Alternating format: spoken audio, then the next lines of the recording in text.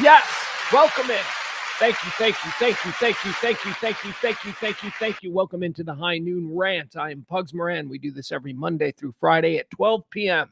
High noon every day. 3 years now we've been doing this. What this is it is talk radio the way talk radio should sound, without the prism, without the filter of any political affiliation or any, I don't know, tribal like ideology. No, that's not what we do here. We talk about the world, and I'm just a regular guy. You tell me what I am. I don't know. I one of the 15% that are crazy on the right, or the 15% who are crazy on the left. That's what I believe. I believe 30% of this country has gone over the cliff. 70% of us are left here, somewhere in the middle. Some of us lean left, some of us lean right. Most of us are decent people who can get together. That's who this show is for. It is a talk radio show for those of us who are normal. We are the normal. We are the normal. That was a Goo Goo Dolls song. Look at me name checking the Goo Goo Dolls. We do the show every day, Monday through Friday at 12 p.m., and I run down all of the day's hot topics, current events, trends, whatever it is people are talking about. They're screaming about it on the CNNs, the Fox Newses, or whatever. I'll mention it. Same thing, headline, whatever it is. I try to get you briefed up. I need you to be out there, not like the other idiots. And by the other idiots, I mean the vast majority of the world who are not watching this stream. A lot of them are stupid. I worry that you may find yourself in a shotgun shack. No, I worry you find yourself like a 7-Eleven or something, being forced to make small talk with one of the peasants. And then they'll say something like, hey, did you hear about? And you'll be, no, I didn't hear about that. And then you're trapped. Then you're sitting there and you're listening to this stranger tell you about something, but it's being filtered through their. So how about you just come to me? Come to me. I promise I'm going to be fair. I'm going to be even-handed. Let me be the filter that tells you about all the things that are happening in the world. We do this every day, as I say, at 12 p.m. Been doing it for 3 years. Thank you so much. Thank you so much. Say hi to the chat room. All right, I'm going to marry the chat room. I know how you guys get about that. There you go. Chat room is now married. Adam Reyna says, only a true white bitch likes the Goo Goo Dolls. I'm trying to think, like, because I like the Goo Goo Dolls. I like the Goo Goo Dolls a lot, but I like the Goo Goo Dolls long before they were famous. I remember seeing the Goo Goo Dolls in clubs. And then they became like Bon Jovi from Buffalo. That's kind of what they became. The Goo Goo Dolls sort of like, they had, I can't blame them. Jesus, that Johnny Resnick, he's probably still living off that. What was that one song? They had some good songs. All right, so now I'm being forced to consider the two eras of the Goo Goo Dolls, because the Goo Goo Dolls were around for a long time, and they were like an underground sort of almost alt band, but nobody knew how to categorize them, because it was like, well, they could also be Bon Jovi, but also they're kind of alt. So nobody knew what to do with the Goo Goo Dolls for like years and years. And then all of a sudden they had a couple of hits, and then they exploded. And there was that era of the Goo Goo Dolls, which I think is great. I'm thinking of those Goo Goo Doll songs. Like, what is that one? What was this one? Oh, man. Damn it. Now I'm going to be like trying to hum along to Goo Goo Doll songs. Anyway, that's who this show is for. Not Goo Goo Doll fans, but normal people. The normals. I get it. Adam says, I'm making a Caitlin Clark mag. I get it. White bitch. I'm not offended by that. I think that you call Caitlin Clark. Honestly, Caitlin Clark should probably be trademarking or attempting to trademark white bitch. That should be her thing. That's cool. That's awesome. Story from yesterday. Frank is here. Hi, Frank. Frankie B. Adam's here. Barney S is here. Who else do we got? We got Jeff Ballard. We got Al. We got Byron. We got Cam. Okay, everybody's coming in now. There we go. Make room. Get everybody comfortable in the chat room before we get started. The show is performed by me as a stream of consciousness. What that is it's an attempt to just start talking and not be interrupted. Just go with whatever the next thought is. It's fun. I do it. It's every day. No commercials, no stops, No songs, no. Sometimes, the dog will make it necessary for me to have to take a break. Other times, I don't know, I've had medical emergencies on the show before. Twice. Twice I've had medical emergencies. Feeling pretty good today, though. Thank you for asking. Stream of consciousness. We do the show in 4 quarters. We break it up into 4. It's going to be about 2 hours plus, but it'll be in 4 quarters. The first 3 quarters, I promise, they're not going to take up much time. First quarter is a segment we call Antecedently on This Day. Just another way of saying this day in history. It's a This Day in History segment. I cherry pick certain events that occurred on this day, and we riff on them a little bit. Again, trying to feed the stream.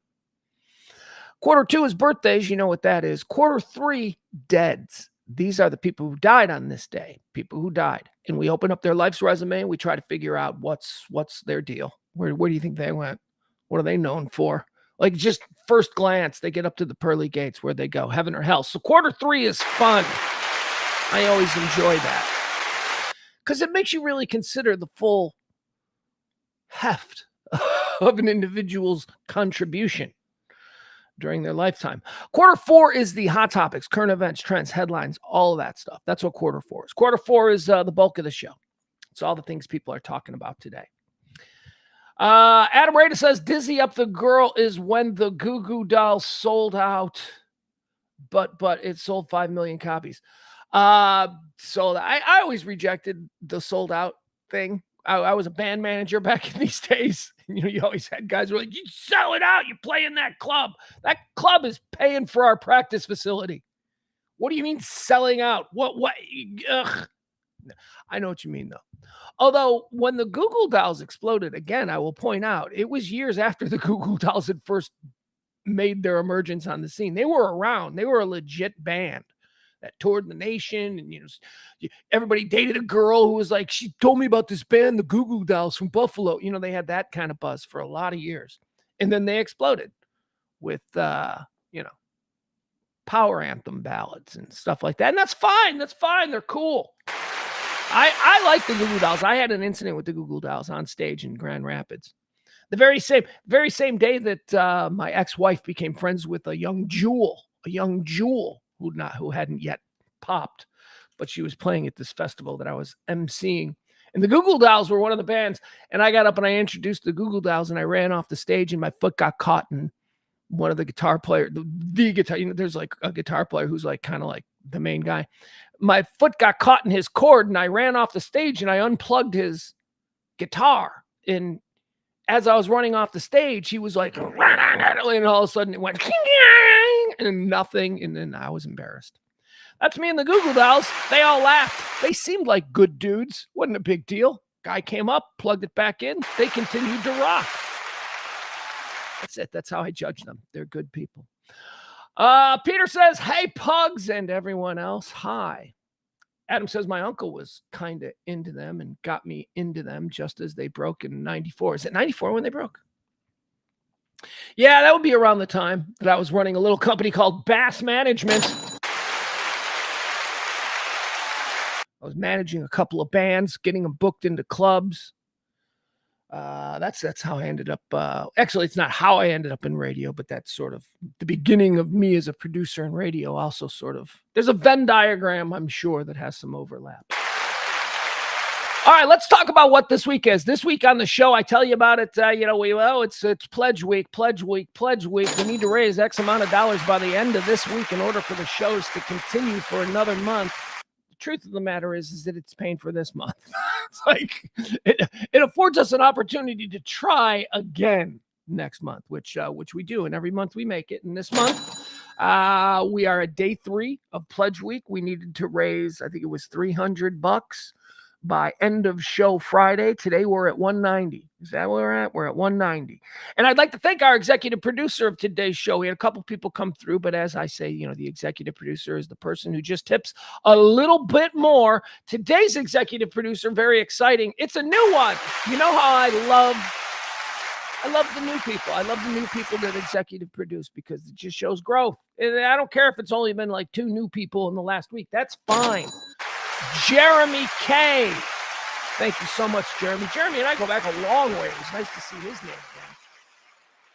Jeremy K is exec producing the show. If you want to exec produce tomorrow's show, all you got to do is be the big tipper. And by God, I hope there's somebody tipping today. Thank you also. A lot of the people who have helped support the show this week. Jeremy, certainly. Cam, as always. Cam stepping up. Thank you, Cam. Jen yesterday. Thank you to Jen. Terry Barney. Frankie. Who else do it? Let's see. Here comes the names. Okay, Jennifer. Thank you to Jennifer. Peter. Peter, as always. Thank you, Peter. Terry and Frank. Those guys consistent as hell. And today's EP, Jeremy. And Cam. Cam, thank you, brother. I thank you. We're going to get there. I feel I'm still optimistic. It's Wednesday. We're 190 down. I think we'll get there. I feel like we'll get there. I mean, that's just the Bills. So let's hope we'll get there. I feel like we will. So thank you, guys. Stop it, Adam. You don't have to say that. Adam, stop it. You get better. You raise good citizens. You keep supporting the show in other ways. I get it.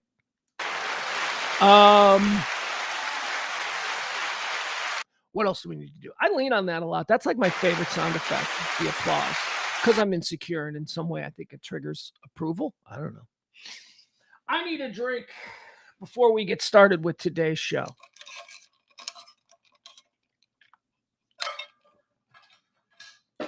Yeah, there you go. That's how the chat room works. Look at Peter. Gonna pick up Adam. Yeah, somebody will pick you up, Adam. It's okay. You're a regular. We got Jeremy. Jeremy was new. Jeremy picked you up. You're covered. Now we just need one more new supporter. Tote bags coming. Nah, I don't have tote bags. We don't have money for anything extra like that. Besides tote bags. What are you going to the beach? It's Dallas. You're not going to the beach. I don't know what it would be. Beach blanket. We don't need nothing like that. Those are all the things they give away. Toasters. I should give away toasters. Just how are you going to give away toasters? I don't know. All right, let's get started. On now with the important stuff. If you do want to contribute to the show, we'll leave that up. Let's do the show. The stream is in full effect. It is the High Noon Rant. I'm Pugs Moran. It is the 5th day of June, year of our Lord, 2024, 105.7, 157th day of the year. That's what today is. There's 200 and more until the end of the year, so get those New Year's Eve plans started. All right, quarter one. Let's move in. Antecedently on this day, these are all the events that have occurred on this day, not all of them.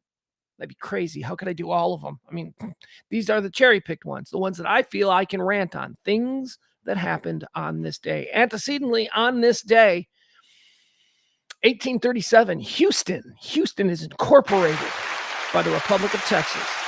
Houston. How do we feel about Houston here in Dallas? I'm not native born, so I can't, just speak from the hip. The way I can, like as a native born Chicagoan, I can speak about St. Louis, Indianapolis, and Milwaukee all I want because I'm native born to that. I can offer my opinions on those places. How do we feel? What's the consensus about Houston? Chat room, we're in Dallas. How do we feel about Houston? I mean, I'll go on record and tell you that I love Austin. I love Austin. I know Austin's awful now. Shut up. Austin's still cooler than like 90% of the other places in the country. Austin's fine. It's terrible now. Oh, shut up. You don't even live there. That's always from people who don't live there. It's always for people who just like live in Dallas and go down there for the weekend. We used to love going to. Shut up. Austin's cool. But how do we feel about Houston? I know how I feel about San Antonio. I can make a sound effect for San Antonio. I don't get San Antonio. I'm like, I thought the whole thing was about the river walk. And it turns out it's not even real. It's not even a real river walk. They just made that. They just created it and said, we've got a river. No, and it's a mall. I remember first time I was in San Antonio, I've been there a couple of times.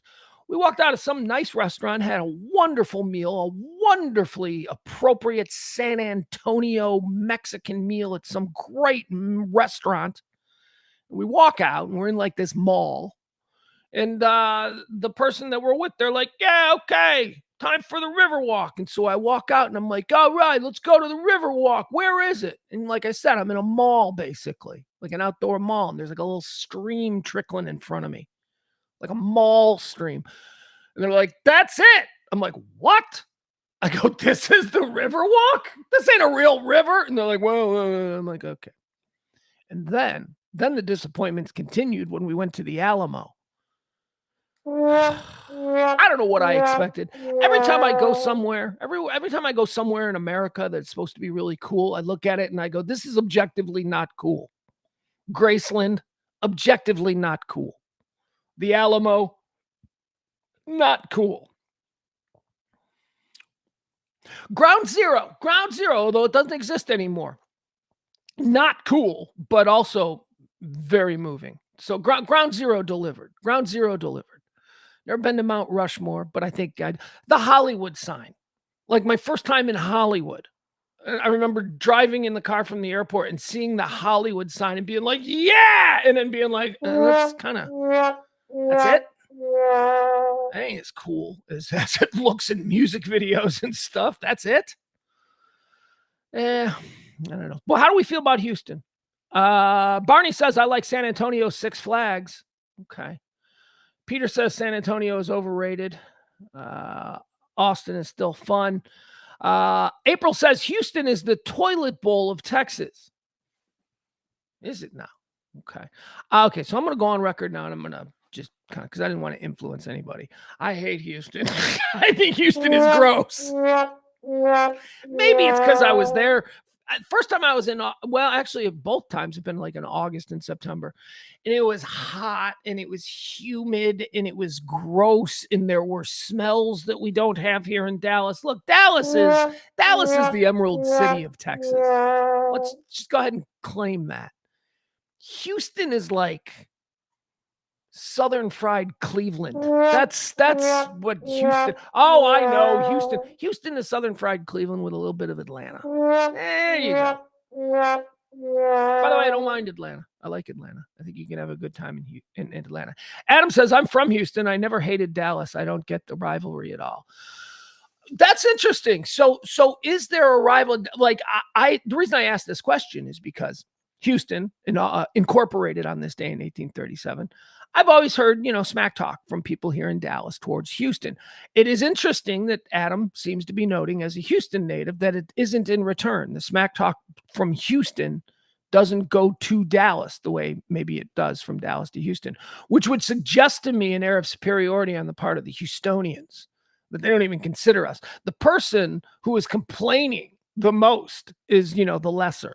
So I would hate to think that's the truth. I don't see that as the truth. I don't see Dallas, Fort Worth, the Metroplex. I don't see us as being the lesser to Houston. Houston's gross.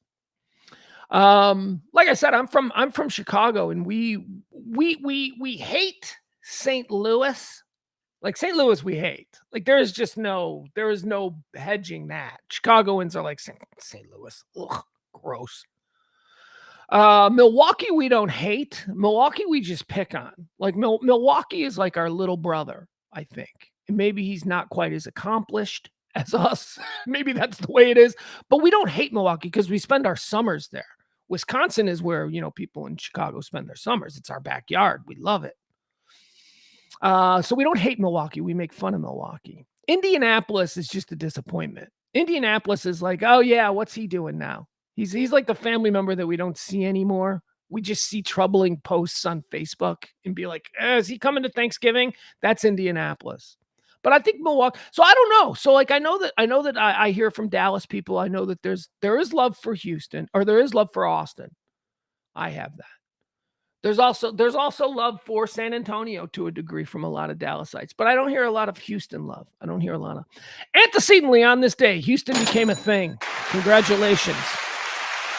Cleveland with accents. That's what Houston is. Antecedently on this day in 1890, that is not to say that I couldn't live there. I could probably live there. With enough money, you can live anywhere and it can be nice. But I am a broke ass. So I look at all of these places and I'm like, could I live there as a broke ass? No. Antecedently on this day in 1893, the trial of Lizzie Borden was going on. She was accused of murdering her father and her stepmother. Massachusetts, Lizzie Borden, she's the axe wielder. At least that's the myth. The story came that Lizzie Borden lost her mind and she killed her dad and her stepmom. Slaughtered them with an axe. She just went nuts. Really, turns out this is all just lazy police work. She was kind of an eccentric kid. And, when this went down, they were like, we don't know who did it, but that kid sure is weird. So they kind of railroaded her. Truth of the matter is that most people believe that it was her uncle, that her father's brother, who was in business with her father. He was her father and uncle were in business together, and apparently the uncle was screwing up, and he was called to the family home to answer to the big brother, Lizzie's father, and apparently he was sick. Apparently, when he arrived at the home, he had the consumption. I don't know what that is, but that's what everybody back then died of. He was sick, and he left the day of the murder, coincidentally. So it was like the police found the bodies, and they were like, oh, a bunch of people are dead. Hey, the weird little girl is here. Let's charge the weird little girl. And they never looked into the uncle who was staying there the previous night, who just disappeared. Lizzie Borden put on trial on this day in 1893. She was acquitted, wasn't she? Wasn't she acquitted? I think she was acquitted. I think they went, yeah, the uncle. But the police were like, nah, she did it. We don't want to look any harder. On this day, antecedently in 1956, Elvis Presley introduces his new hit single, Hound Dog, on the Milton Berle Show. This appearance, not the Ed Sullivan. People, historians or pop historians always get this wrong. It was on the Milton Berle Show that Elvis Presley did Hound Dog, and he swiveled his hips, and it was scandal all over America. Look at that young man gyrating his pelvis in such a way on the Milton Berle Show. That was on this day in 1956. Not Ed Sullivan. It was on the Milton Berle Show. Antecedently on this day in 1968, presidential candidate Robert F. Kennedy is assassinated by Sirhan Sirhan. This was about Israel and Lebanon. That's what Sirhan Sirhan was motivated by. He shot Kennedy. Kennedy's last words were, and now it's on to Chicago, and let's win this thing. The troubled 1968 Democratic National Convention in Chicago, which we'll talk about today in trending topics, because that's trending. Jeff says, isn't consumption tuberculosis? Probably. I don't know. I just like saying consumption. I just think medicine didn't know what shit was back then, so they just gave it an all-encompassing name. Okay, back to Kennedy. So Kennedy was shot by Sirhan. Sirhan, you know who he was tackled by? Rosie Greer. Rosie Greer of the Los Angeles Rams was one of RFK's supporters, and I guess acting in this case as sort of bodyguard. He was moving with RFK through the kitchen when Sirhan, right behind the stage, lunged and fired the shots that would kill RFK. And the dude that tackled him, took him down to the ground and fought with the gun was Rosie Greer, NFL, I don't know, Hall of Famer? I don't know. He's famous from back then. I just assume Rosie Greer. Let's put him in the Hall of Fame. I don't know. Played with guys like Merlin Olsen, who would go on to be Father Murphy. Hall of Famer. I don't know. Is Merlin Olsen a Hall of Famer? I don't know. I don't know what he was really as a player. I know he was famous after being a player. So, antecedently on this day in the year of our Lord 1981, the Morbidity and Mortality Weekly Report of the Centers for Disease Control reports that 5 people on this day in 1981, 5 people in Los Angeles, California, have a rare form of pneumonia, consumption, seen only in patients with weakened immune systems. These 5 cases in this report turn out to ultimately be the first diagnosed cases of AIDS. AIDS, ladies and gentlemen, showing up and being talked about for the first time on this day in 1981. Antecedently on this day in 1989, the Tank Man. We've been talking all week about different anniversaries concerning the Tiananmen Square protests in China. Well, it was on this day in 1989 that Tank Man halts the progress of a column of advancing tanks for over an hour. This is the picture here. We show this picture. This picture is probably one of the greatest pictures ever taken. Let's see here. Tank Man. Bring him up. This baller. This dude's probably a little nuts, but also historically a baller. Here he is. Tank Man did this on this day. I remember watching it on the news. You see the column of tanks. You see the one lone brave rebel standing there. As the tanks moved, they were trying to move the lead column. The guy in the lead tank, the tank team, there was a group of people in there. They were trying to deke the dude out. And every time the tank would deke one way, the dude would stand right in front of it. So it was an amazing moment. There's a lot going on here. Why is this guy doing it? Well, he's doing it because of the overall, protest movement of the time. They didn't want communism anymore. They wanted their freedom. He was a young student. He's out there. He's making change for his people. Okay, that's one thing that's going on here. What's the other thing that's going on here is that you've got military soldiers inside this tank with orders under a communist, totalitarian, at least as far as we were to understand it, regime. So what are these guys in there doing? What are these guys in the tank thinking? What are they saying to each other? Should we just run them over? Are they going to kill our family if we don't run them over? Man, there was a lot going on in this picture. You got to calm down, dog.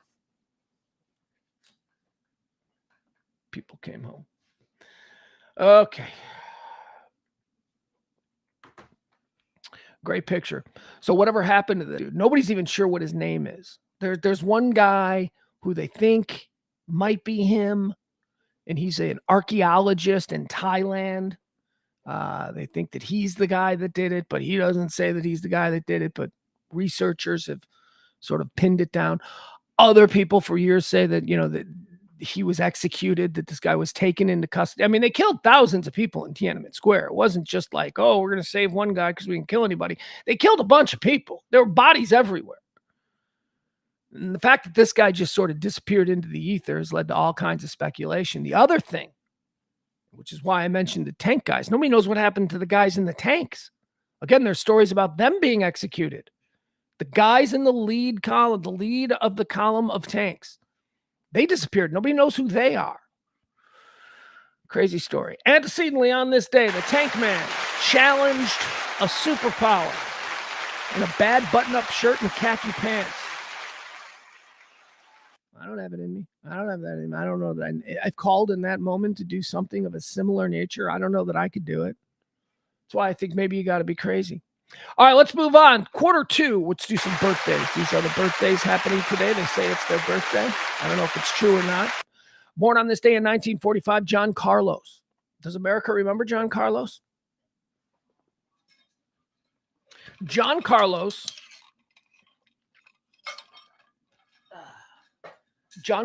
and Tommy Smith are the guys that all of our grandpas probably hated.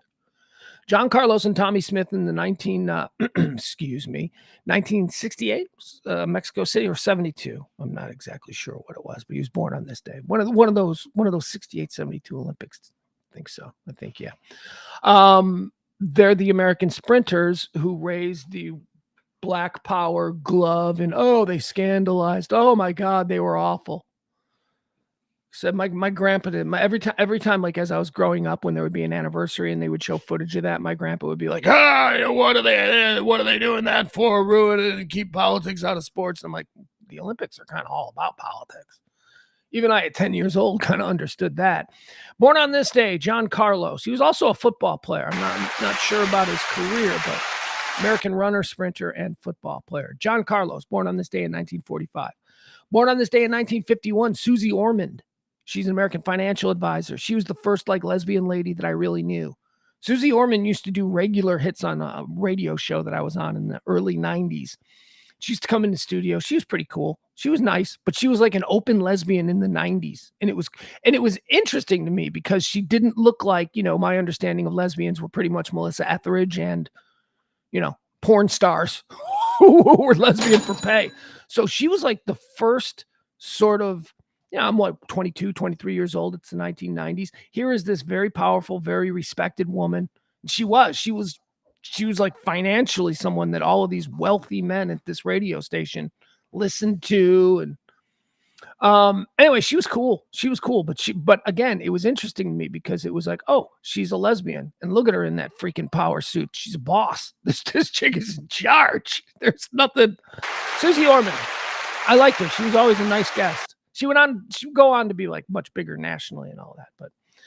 But in the early days, born on this day in 1962. Here's another guy that I will just shout from the rafters about. Talk about dudes that get railroaded for absolute bullshit. This is a guy that I've known for years and years. Haven't known him in 20 years. I mean, but back before he was the big star that he is now, if he is in fact a star, he was a guy that I knew. He's a guy I knew from the Chicago comedy scene. He's a guy that I knew from socializing, from going to apartment parties and stuff like that. He was around. He was very funny. And he was a guy who always tried to get on the show that I was on. And for some reason, we never got him on, and we should have, and I don't know why. But anyway, happy birthday to Jeff Garland Murray from the Goldbergs, the dad who had to resign, not in disgrace. Oh, no. Jeff Garland didn't resign in disgrace. Jeff Garland basically said, What are you accusing me of? And he said, oh, fuck you. And he walked out. Jeff Garland is not a pig. Jeff Garland is not a date rapist. Jeff Garland is none of the things that he was lumped in with. I know this guy. He's a wonderful guy. He's just nice. He's just a good dude that people love.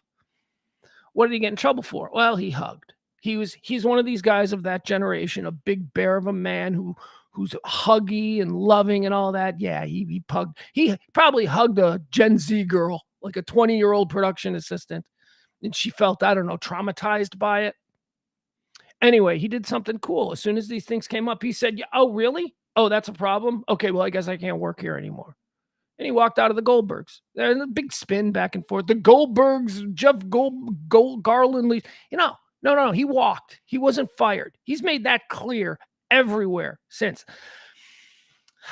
And I admire that. I admire a guy. Look, he knows his bag. He's a working class comic. He worked for a lot of years without making anything. And then he got Curb Your Enthusiasm. And that led to a little something, a little bit of something. He's Jeff Green on Curb Your Enthusiasm, Larry's manager. And that led to something. That show took off. And so now he's starting to accumulate his bag after years and years of being sort of this funny side guy in a whole bunch of different things, sitcoms, movies, everything. Then he gets the Goldbergs. And holy shit, this is a network, sitcom that with big paydays, big money to come and star. He's now leveraging his fame and notoriety from Curb. So he's making big money on Goldbergs. He does that for what, 5 years or something? And then the bullshit started, and he was like, yeah, you know what? I'm pretty good. My money's fine. I don't need to put up with this. You people suck. I ain't playing this game anymore. Jeff Garland. In addition, he's apologized. He's like, look, I'm sorry if I made anybody uncomfortable. That was not my intention. This is a generational thing, and if this is how this is going to be interpreted, then I just as soon not be around any of these people. Good for him. He's not a pervert. He's not a molester. We used to live in a world where people were allowed to hug, and anybody who hugged wasn't immediately considered a creep or a pedophile. I was never a hugger. I'm a hugger now. I just, in response to this, if someone wants to give me a hug, I'll hug. But I didn't used to hug. Back when hugging was okay to do, when a lot of people did it. Now, I know a lot of weird dudes would take the eye. I saw it. I saw weird older dudes hugging like Kelly and Sybil just a little bit too long. Those people exist. But not everybody who's like, oh, how are you? So nice to see you, is trying to cop a feel. Just not everybody. And not everybody deserves to have their career taken away from them. And Jeff Garland walked away from probably the best gig of his lifetime because he didn't want to play that bullshit game. Happy birthday, Jeff Garland. And I can tell you, as somebody who has sat at a bar and drank with this guy, he's a nice guy. He's a good man. Funny, kind, actually cares about people. His friends, the people that rallied to him, was just unimpeachable. They're like, yeah, okay. All right, yeah, let's try and make Jeff Garlin into a Harvey Weinstein type. Let's try and do that. Bullshit. Born on this day in 1962, Jeff Garlin, a guy I really like and admire. Born on this day in 1967, another guy I like. I don't know if I admire him, Ron Livingston. Now, Ron Livingston is one of these guys. He's a curious actor in Hollywood because he's been in a lot of things for a lot of years. We know him. You may not know him from the name. You're like, ooh, Ron Livingston? I'm not even going to bother showing you a picture because I'll tell you what he's most known for. He's the star of Office Space. And I think he was also with Jennifer Aniston for a period of time back then, so he got a little bit of notoriety that way. But this dude, Ron Livingston, he looks like he could be a leading man. Like he looks like he could be a movie star, but it's never really popped for him. He gets work, gets a lot of consistent work. He's a working actor. But I don't know. You go back like 20 years, I thought he'd be much bigger than he turned out to be. Instead, half of you probably just quickly Googled him to be like, who's he talking about? Ron Livingston, happy birthday. Born on this day in 1967. Here's a guy who's an opposite of Ron Livingston because this guy kind of popped around the same time we first started seeing Ron Livingston. Ron Livingston went nowhere. This guy went to the moon and back. Mark Wahlberg. I like Mark Wahlberg. Didn't want to like Mark Wahlberg. Took a while for me to like Mark Wahlberg. You got to understand, as a Gen X guy, first time I saw him, he was jumping around. He was associated with the new kids on the block, which wasn't cool. So it's like, oh, geez, he's one of these. And then, he puts out the song Good Vibrations with the Funky Bunch, and that was so corny. Oh, look, here, I'm going to be honest. The name was so corny. His whole thing was so corny. But that song's a banger. That's the song. The song superseded all of that. So at some point, we just all went from being like, he's one of these new kids cast-offs, which is what we thought because he was Donnie Wahlberg's brother, to being, yeah, that's pretty good. That's a pretty good song. Then when he tried to be an actor, it was like, okay, we'll see how this goes. And he took off. He exploded. Most people don't even know that he was a Calvin Klein underwear model. We do. We older ones remember. We remember when that was all he was known for, was just being in his underwear on billboards. Mark Wahlberg, legitimate A-list star, big star. Born on this day in 1971. Born on this day in 1978. Nick Kroll, ladies and gentlemen. Nick Kroll, comedian. Very funny. Very funny. I like Nick Kroll. I like everything that Nick Kroll does. Like his The Kroll Show, which was a sketch comedy show on Comedy Central that was really funny. The Kroll Show was great. His stuff that he does with John. Tom, come on. Why can't Too Much Tuna? Well, who's the guy I'm thinking of? I can't think of his name. He's a train wreck, but he's really funny. He's like the best comedian out there. John Mulaney. Megan Mulaney? John Mulaney. Nick Kroll works a lot with him. He's cool. Yeah, so I like Nick Kroll. But here's the thing. I think that if I met Nick Kroll in real life, like just hanging out with him, I think I would hate him. And here's why. Nick Kroll, although not a Nepo baby, he's not a Nepo baby in Hollywood. He's something else. His father, like in the 1990s, tried to corner the diamond market, right? So that's where Nick Kroll comes from. Nick Kroll, I was listening to somebody that went to school with him on a podcast. Somebody that went to school with Nick Kroll also became famous, and they were on a podcast. I wish I could tell you who it was, but they were talking about how, and they went to an elite private school, and he was talking about how even among the elite of the elite, Nick Kroll was driven every day to and from school in a stretch limousine. So Nick Kroll comes from money. He didn't exactly have to suffer. He wasn't waiting tables. Anyway, happy birthday to Nick Kroll. Knock it off. You knock it off. There's ongoing here at the house, and the dog is agitated. All right, moving on. Happy birthday. Born on this day in 1978, Nick Kroll. Born on this day in 1979, Pete Wentz. What is he? Fallout Boy? I don't know. I got a bunch of friends in Chicago who are big Fall Out Boy people. I wasn't in Chicago during the rise of the Fall Out Boys, so I don't remember them as a local group and all that kind of stuff. I moved right after the Pumpkins. I got down here. It's Fall Out Boy. I don't know. They're a good band. Are they? I don't know. I have friends in Chicago who are like, they're like the best Chicago band. I'm like, are they really? Okay. Got a lot of good bands to consider there that came before Fall Out Boy, but okay. I'm a Styx guy myself. If we're gonna Pete Wentz, happy birthday. Born on this day in 1979. He is 45? Born on this day in 1997. Here's a football bust for you, ladies and gentlemen. Happy birthday to Minnesota Vikings backup quarterback. Gotta be, right? They just took J.J. McCarthy. Sam Darnold. Sam Darnold. I'm old enough to remember when Sam Darnold came out of college and he was like supposed to be good. Sam Darnold. Not good. Sam Darnold was Zach Wilson before Zach Wilson. All right, let's move on to quarter three. Let's do the dead people. These are people who died. These are people who died. We open up their life's resume and we talk about whether or not they gained admittance to heaven or to hell. Dead on this day in 1993, Conway Twitty. Conway Twitty, ladies and gentlemen. American singer, songwriter, and guitarist. Don't know anything about Conway Twitty. I should know more about Conway Twitty. Does Conway Twitty, does he go to heaven or hell? I really don't know. Wasn't he a rockabilly guy first? Like, I think Conway Twitty was like, he tried his hand at rockabilly in the 1950s and had a modicum of success. And then nothing. And then like in the late 60s, then he went, okay, I'm just going to go full-blown country. And he kind of exploded in the 70s to a country icon. I don't care. Let's put him in. I don't care. It's Conway Twitty. Here's the thing. I don't know anything really bad about him.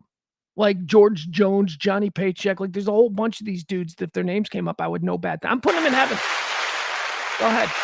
Conway Twitty. Seemed like a nice enough guy. He was on TV a lot in the 70s. The dog is now making random noises in an attempt to get me to notice her. I will be ignoring her. Dead on this day in 1999. I'm putting him in heaven only because I used his music as a closing theme forever. Mel Torme, The Velvet Fog. Mel Torme. He was a beautiful singer. That guy had a great voice. The Velvet Fog. That's what they called him. A lot of hits. A lot of hit songs. Most notably, though, from my history, our closing theme to the old Pugs and Kelly show. Coming Home Baby. That's Mel Torme. Mel Torme. Putting him in heaven. Dead on this day in 1999. Dead on this day in 2002, Dee Dee Ramone. Dee Dee Ramone. Bass player of the Ramones, Dee Dee. Dee Dee's one of the real ones, right? There's like, because there's been so many Ramones. You guys, the Ramones are all dead. The Ramones are all dead. They really are. There's probably a version of the Ramones that are going around right now that you could see. I don't think any of them has been in the band for more than 3 years. I mean, it's not like, it's basically a Ramones cover band at this point. Joey's dead. Johnny's dead. Marky's dead. Is Marky Ramone dead? I don't know. Dee Dee Ramone is dead. Anyway, he's going to hell, I'm sure. Members of the Ramones, they were probably into some pretty sketchy things, I imagine. I don't even have to imagine. I know the history of the Ramones. And the more I think about it, I think that maybe the Ramones were actually kind of just nice, dumb guys. Still, I bet they did bad things. Dee Dee Ramone of the Ramone going to hell. Dead on this day in 2004. Here's a big one. We can get into a big, deep conversation about this person, but unfortunately, prerequisites for this game being what they are, this person goes to hell. Some of you may be upset by this. Hell, maybe I'm going to be upset by this, but Ronald Reagan died on this day in 2004. Why did I just preemptively put him in hell? Because he's a politician, and I don't play that bullshit game. And if you become a president of the United States, unless you're freaking Lincoln or FDR or something else, you've done some shit that probably deserves you a place in hell. So there you go. Ronald Reagan goes to hell. Dead on this day in 2004. Dead on this day in 2018, Kate Spade. Kate Spade, American fashion designer. This girl hung herself. She hung herself with a beautiful red scarf. Kate Spade scarf. She hung herself with a scarf in her fabulous Manhattan penthouse apartment. Did you know Kate Spade was married to David Spade's brother? That's where she got her name. Well, David Spade had a brother. And David Spade's brother married this young fashion designer named Kate. She became Kate Spade, and then all of a sudden, she became like the biggest handbag creator. That was her big thing, right? Kate Spade bags. I dated a girl who had a Kate Spade bag, and it was a very big deal to her. I don't know. It didn't mean anything to me, but it meant a very, very, very great deal to her. Kate Spade, she hung herself. She suffered from depression. She was wildly successful. Successful beyond her wildest dreams, really, and at a very young age. Like she got her success in the world of design at 30, early 30s, and just took off. Happily married, ran a business, was considered one of the most important people in fashion, and she still succumbed to depression. So I'm putting her in heaven because it's another example. She wasn't facing indictment on, tax fraud or anything like that. No, she was just a person who fought these demons, and she succumbed to them. Kate Spade, dead on this day in 2018. We're going to put her in heaven. She must have gone through hell. She must have thought some really terrible things that were in absolutely no way, shape, or form true about herself. All right, let's keep going. Once again, we're moving on now. Quarter 4. This is where we get into all the hot topics and the stuff that people are talking about. We'd like to thank one more time our executive producer of this show, Jeremy Kay. Thank you, sir.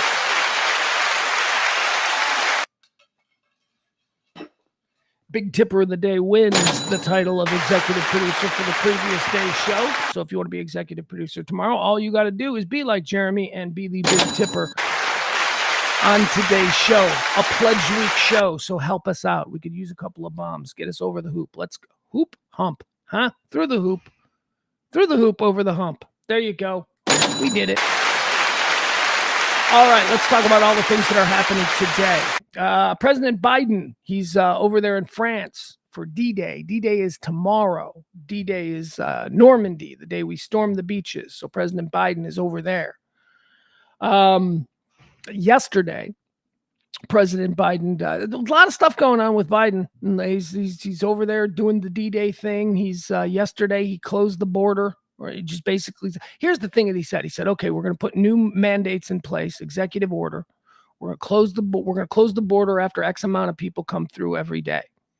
Now, that means that the border was closed because more than that number have been coming through every day. So the border is closed, executive order. He did the exact same thing that Trump did. This is the exact same thing. This is why this is so funny. Election year, nothing makes sense. Trump did this exact same thing, and the Democrats went nuts, and they filed all kinds, the ACLU, and the ACLU is following suit again. They filed all kinds of, court suits and all of these things saying that it was, not legal and that Trump was a monster for doing it. The exact same thing Joe Biden did yesterday. And of course, the Democrats, they're all up in arms, just like they were when Trump did it. They are, except for Biden's little core of people. All the usual suspects, the Democrats, are now angry. So Biden is, tripped over his dick again and pissed off the only people that he seems to still have on his side. So that the Democrats are all mad at him.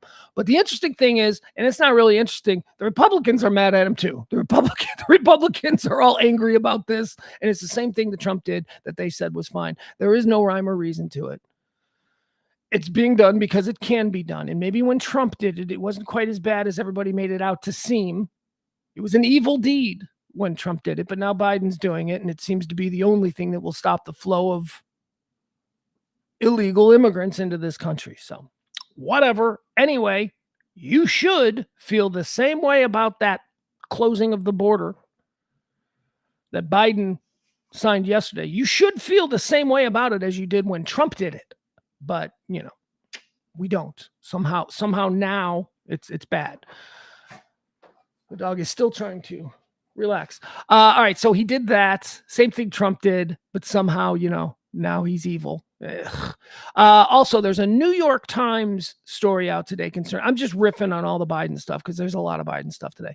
I'm sorry, it's not the New York Times. It is the Wall Street Journal. They have a story out about how some question Biden's competency and his ability to, rule. basically everything that we've all been saying endlessly for the last 4 years, things that we've seen, that he's an old guy, he doesn't seem that sharp, he doesn't seem all that healthy. We have real serious concerns. But today there's a big story in the Wall Street Journal where they are citing people who deal with Biden saying all of these things. Now, it is interesting that a lot of the people who are saying these things, who are going on the record, are the very same Republicans who have always been saying it. But then my point is this: it's getting a lot of oxygen, this Wall Street Journal story, and why? I don't understand it. I ranted yesterday for 5 minutes about how Biden is obviously somehow not all there. He's not sharp. He's wandering around. They all say shit like, well, he's very sharp and very involved in private. Boy, I'll tell you, when you get him in a private meeting around these people, he is on it, man. Well, okay.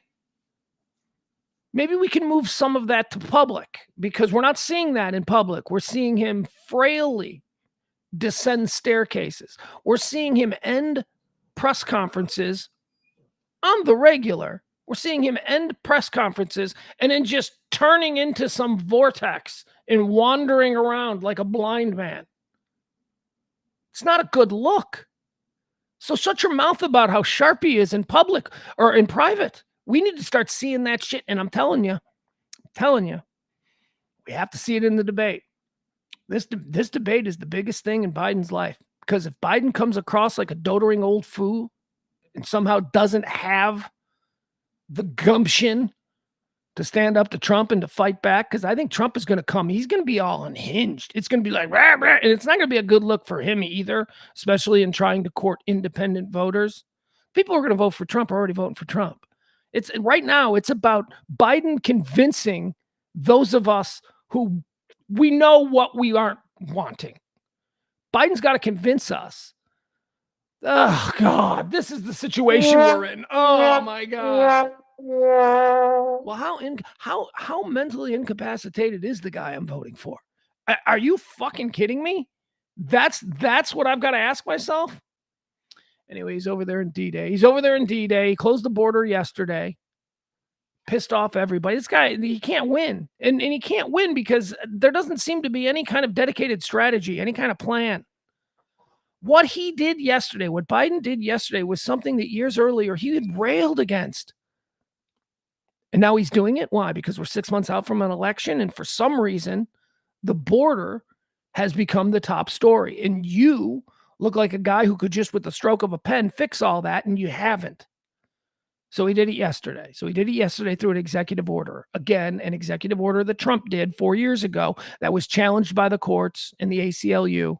The ACLU is back in it. They're now suing the Biden administration, saying that this is, at least they're consistent. All right, moving on. The new restrictions, by the way, at the border are in effect. There are cameras down there. They're showing the borders are closed. There are no people coming through. So we fixed it. So, okay, we'll see how this goes. AT&T is in the news. AT&T, which I am a member of AT&T. I didn't notice this yesterday. Apparently, AT&T had the second biggest shutdown in their cellular network history yesterday. It affected, well, here's the story. It affected people nationwide on the AT&T network. Apparently, if you were calling AT&T to AT&T, it worked. But if you're calling somebody with like T-Mobile or something, it didn't work. It is alarming. That's a quote. After second outage this year, experts say that AT&T risks customer loyalty. AT&T's second prolonged outage so far this year left customers irate on Tuesday, with experts criticizing the company's response and saying the wireless company risked losing their loyalty over these issues. Come on, AT&T, let's get it together here. These service issues are getting old, said one social media user. This is the problem with journalism today. You're basing entire stories that are supposed to inform us about a situation, and you're using as cornerstone sources social media users. Come on, AT&T, I'm inconvenienced. I wasn't all that inconvenienced yesterday, although my phone didn't ring, so maybe that's why.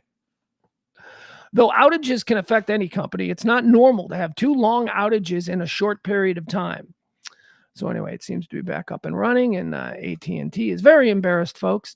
Starliner, you talk about companies that have been embarrassed. Boeing is the manufacturer, the creators, whatever, of the Starliner rocket.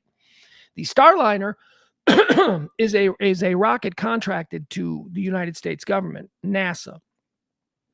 See, this is why I support Elon Musk, although I think he's a weirdo, and I basically dismiss everything about him that isn't SpaceX related, but I champion him because the government, Congress, they shit the bed again, and they decided that we, the people, should not be involved in the producing of our rockets and our space exploration, that we should privatize that. So, okay, I fought against that notion back when it was being debated, but I lost, so we've moved on. So now we've got private industry creating our spaceships. The things that are going to, NASA is still going to be doing the mission plans, and NASA is still going to be producing astronauts. But for a period of time, especially after the cancellation of the shuttle program, we had no way, the United States, to put our astronauts into space. We had to bum rides with the Russians. We had to bum rides with the European Space Agency. We were bumming rides from people because our car was in the shop. It was that kind of a deal. That's who the United States had become in the world of, space exploration. So when, SpaceX jumped in and Boeing jumped in, and you got all these other private people who are now jumping in trying to build rockets, NASA gave out a couple of contracts, and they didn't just give out contracts to X, which is great, we need this. Every Pepsi or every Coke needs a Pepsi, right? So they gave out contracts to Boeing. They gave out contracts to X. X has been killing it. SpaceX is doing a great job. They're delivering the giant Falcon rockets that are going to propel us back to the moon and hopefully, further out there in the future. So X has been great, but we've got a backup, and the backup is Boeing. This has been problematic because Boeing hasn't been all that great lately. Boeing has, had some problems with their airplanes. So today, the Starliner, a two-man crew blasted off from Cape Canaveral down there in Florida, the Boeing Starliner this morning. 2 NASA astronauts. They're both test pilots. And again, this is because NASA doesn't want to be solely reliant on X, that this was so important for Boeing. Well, they launched, and congratulations, they did it. I don't need to show you the launch because nothing happened. It's just a boring launch. But I sat here, I watched it live, I tuned in. I'm sitting there watching. I got my fingers crossed, I got my toes crossed, and I'm like, come on, don't explode. Don't kill everybody. Come on, make it go, go, go. And then we got the call from Mission Control, go for throttle up, which is oftentimes where the problems occur. Throttle up is when you hammer the gas pedal, essentially. And that's when things have happened in the past, it has happened around this time. So they went for throttle up, and it was fine. Then they dropped off the rocket, boom, like they pooped the rocket out of space, and then falls back down to Earth. All of that was good. It's going to take 24 hours for them to reach the International Space Station. Isn't that a bitch? We built this summer home in space, the United States. We built a summer home in space and then didn't have any way to get there. So that's where the Starliner, the Boeing Starliner, is going. But I did want to point this out. We should be embarrassed that here we are in 2024, and I am sitting here glued to my TV with my fingers crossed, hoping that we can just get off the pad. This particular launch was canceled 2 other times. It was supposed to be over the weekend. It was canceled twice. First time was because of weather. The second time was because of some kind of problem during the holding stage. So this was big. This was the third one. It went off today. We still, ladies and gentlemen, cannot get off the pad without incident every single time. That's how far we are from going to Mars. We've been ruined by like 40, 50 years of really cool sci-fi that has skewed what our understanding is of our abilities in space. We can't do anything. But, we watch movies and stuff, and we think, well, we could probably do that now. No, we can't even get off the pad with any consistency. Our shit still blows up. Rockets still, unmanned shit blow up all the time. So this was a victory. Good for you. Good for you, Boeing. Infinity and beyond. Let's see here. Amanda Knox. Amanda Knox is back in the news. Remember Amanda Knox? Why not? Let's pull up some pictures of Amanda Knox. Let's look at her. Amanda Knox was the American college student who went over to Italy, right? Amanda Knox. She went over to Italy and she was studying over there. And oh my God, it just sounds like the most amazing college experience for a young girl, young, pretty girl. Amanda Knox was pretty. She was a pretty American girl over there taking some college courses. She had a friend, Meredith Kirshner, who she had rented like a cute little Italian house in the hillsides. She got herself a boyfriend. She got herself a job. She was waitressing. You know that she was popular in this little Italian college town, the American hot waitress. So, of course, she hooks up with some swarthy Italian guy. She's a hot American girl. She's living the life. My God, she's 20 years old. She comes home from the bar one night with her boyfriend. And slaughter. Everybody's dead. There's like Meredith, her roommate, is like slaughtered, dead, knifed, all that stuff. Amanda Knox, she freaks out. She calls the police. She's got broken Italian. She doesn't speak the language well. She's scared. She says some things. The police now believe that she's the murderer. Police put her in jail. She goes to jail. She goes to jail for a long time. There's a trial. It's an international thing. She's in jail for years waiting trial. And then she gets off. So she gets off. She comes home to America. Here she is. This is what she looks like now. There is a documentary. I'll talk about this documentary, the documentary about Amanda Knox. I think it's on, I think it was on Netflix or something like that. It was interesting. Here she is. This is her now. Okay. There she is now. She looks like she could be like a Republican MAGA congresswoman. I mean, not necessarily here in this picture. She looks like one of them. I think she looks like that MAGA congresswoman from South Carolina. Nancy Mace. Is that one? I think that's her. I think Nancy Mace is one of the hot ones. There's Amanda Knox. She kind of looks like her. She's pretty. See, now this is back when she was in jail, okay? This is why I talk about the documentary. She was freed. They let her go. Years have gone by. She's got a career. She's got a wife. She's got kids. You know, she's got a husband. She's an activist, whatever it is. But let's get a look at her. This is when we first saw her. Hot American girl accused of murder. She looks like a psychopath here. This picture, I mean, her resting face is a face that if you looked at it and said, do you believe that she's a psychopathic killer? Her resting face is like, yeah, I'm a psychopathic killer. Then look at her. She just, I know she's been through a lot, but I'm just saying, branding is everything. All right, so she comes home. She's fine. America, yay, we got our pretty American girl back. She may or may not have murdered Meredith. We're not sure. But while she was over there and while she was under investigation, she blamed her boss. Her boss was some African dude from like North Africa or something. And he opened some bar restaurant that Amanda Knox was working at. And she name checked him like when the cops were coming at her. And she basically said that they thought that he did it. So anyway, he was scandalized. He was slandered, at least by her. And she was charged with slandering him after she was put on trial. And that slander charge was the only charge that was remaining in the story of Amanda Knox. And yesterday she went back to Italy to try and fight and get that slander charge overturned so that she could have a clean record. Everything else has been wiped away. And so she went to an Italian court and fought the slander, and she lost. And Amanda Knox lost. All right, let's look at some more pictures of her. So she's still guilty of the slander. Still, apparently, she's really pretty. She is a pretty girl, but man, she looks like she could be. She looks like she could be a crazy girl. I don't know. Look at that, man. That's downright Manson family girl. That's like not a good. See, resting, I could be a killer face. That's what she's got. Short hair, I like it. Look at her. She's beautiful. She is beautiful. She's a really pretty woman. Look at this. See, that's her problem. That's her problem. She has a mean girl face. She's pretty. She comes from some degree of privilege. I mean, she's not a 1%er, but her parents had enough money to send her to go live in Italy at 20. You know, she comes from some degree. And by the way, the husband that she married is some like newspaper heir. So, you know, she's not a scrap. She's not Tanya Harding. They're both from Washington or Oregon or whatever, but she's not that. She's pretty. Look, she's pretty. There she's kind of hippie. That's her now. That's kind of a hippie dress, right? I think she might be kind of hippie.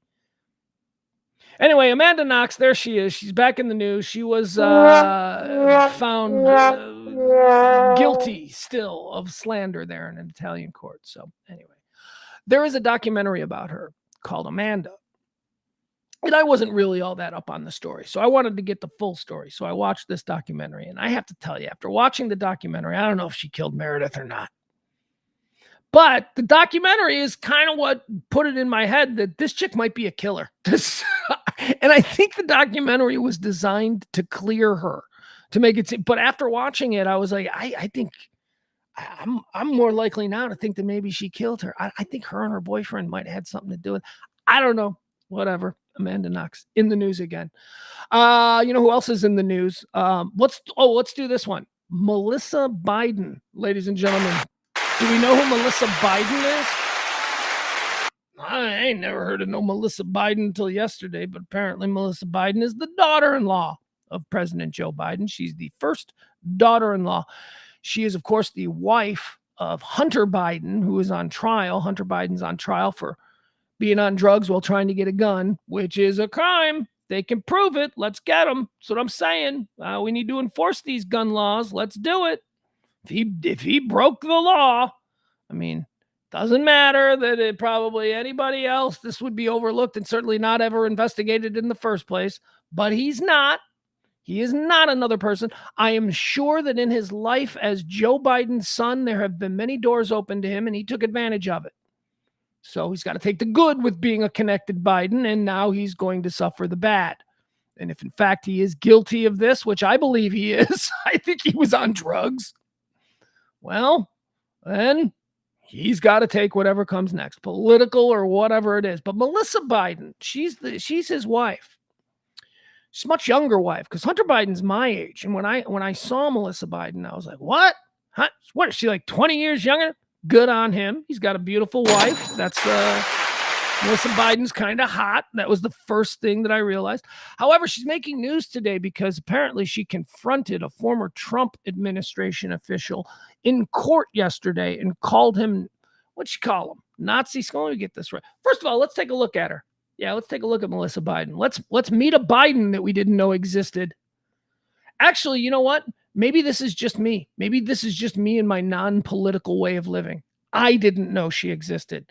But maybe if you're like super anti-Biden and you're like in the crazy 15% on the right, maybe you've seen her before. Maybe you're aware of her because she's attractive. But I don't know. I've never heard of her. Didn't even know Hunter. I didn't even care. It never came up. I never thought, is Hunter Biden married? I saw the pictures of him smoking crack. I pretty much know all I need to know about him. He's a silver spoon kid who blew it. He squandered it. Embarrassing his family the way he has. But also, and I'll tell you this, I totally understand his father's loyalty to him. I love it. I think that's a very admirable characteristic. And Joe Biden has not in one way, shape, or form ever wavered from his defense of his son. And that I get. I understand that. Doesn't mean his son's not a fuck up. And it's unfortunate that dad has to, from the position of president, has to be so, Anyway, let's check her out. This is, she looks like somebody. The reason I want to show her is because she looks like somebody. She looks like, to me, now I'm going to put this in your mind, okay? And but this is what she looks like to me. She looks like, Melissa Biden looks like a mashup between Uma Thurman, Michelle Pfeiffer, and this is the weird one, Abby Elliott. And you remember Abby Elliott from Saturday Night Live? We just talked about her dad the other day. It was Chris Elliott's birthday, but we mentioned Abby Elliott, who was on Saturday Night Live. She was famous for doing just a killer Angelina Jolie impression. So this is who I think Melissa Biden looks like. She looks like a mashup of Uma Thurman, Michelle Pfeiffer, and Abby Elliott. All right, here you go. Look at her. There she is. There she is on the left. Had to be pointed out. There she is. This one, I see a lot of the Uma Thurman right here in this one. Let's see if we get some other pictures of her. There she is. She's kind of got the lips thing going. I like the way she dresses. All right, I don't like the way she's dressing here. All right, look at these two idiots. What are they at Sundance trying to fit in like mountain folk? All right, she looks all right there. Nice little family, nice little privileged family. She's hot. Oh, wearing a mask. All right, that's kind of what's going on here. This I see a lot more Abby Elliott. She looks better in sunglasses. She looks hot there. All right, so there she is. Look at him. Want to go smoke some crack? That's what they're saying. She doesn't smoke crack. I can tell. She's not a crack smoker. Anyway, what did she do? So yesterday, she confronted a former Trump guy. She called him a Nazi piece of shit. There you go.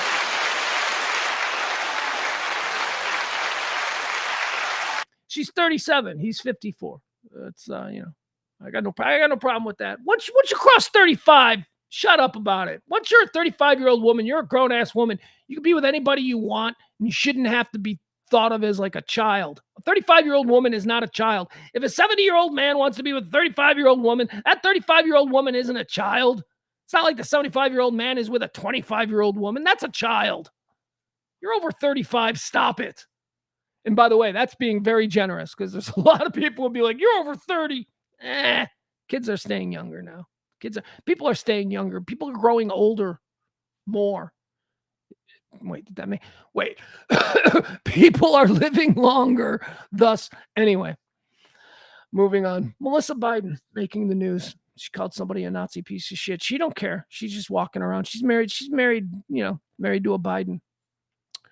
She'll be fine. She could probably do a podcast and have like 1 million times more listeners than I've had doing this for 3 years than she would have it in the first day. So who am I to complain? She's doing something right. Let's play Today in Rich People News. That's right. It's a segment we do here on this show from time to time. As a staunch advocate for the working class and the middle class, to be sure, I like to point out the instances when the rich folk among us decide to do a little bit of end zone dancing. Oh, and they've been doing some end zone dancing this past year. Don't tell the rich folk that the economy's bad because they'll laugh in your face. The economy's bad for us, the middle class. Economy's bad for us, the people who are selling our family homes. Economy's bad for, us, the people who don't fly private. But for those people, man, times are good. So, keep hating on, trans people. Keep hating on, Israel and Palestine or Gaza, whatever. Keep dividing ourselves over everything else. Just keep distracted, America. The rich people are having one hell of a time. They don't give. You think the rich people give a shit about the president? They don't care. They are kicking ass under Biden. And you know what? They were kicking ass under Trump too. Both of these people, both parties do nothing but cater and carry water for the 1%. 1% are never, I'll tell you, nobody would ever get elected president if they're pissed off the 1%. So stop with that. It's all a puppet game. We're all being manipulated. The world, folks, has never had as many rich people as they have today. The world has never had so many rich people, and their investments in soaring stock markets have made them wealthier than ever recorded. This, according to a study published on Wednesday.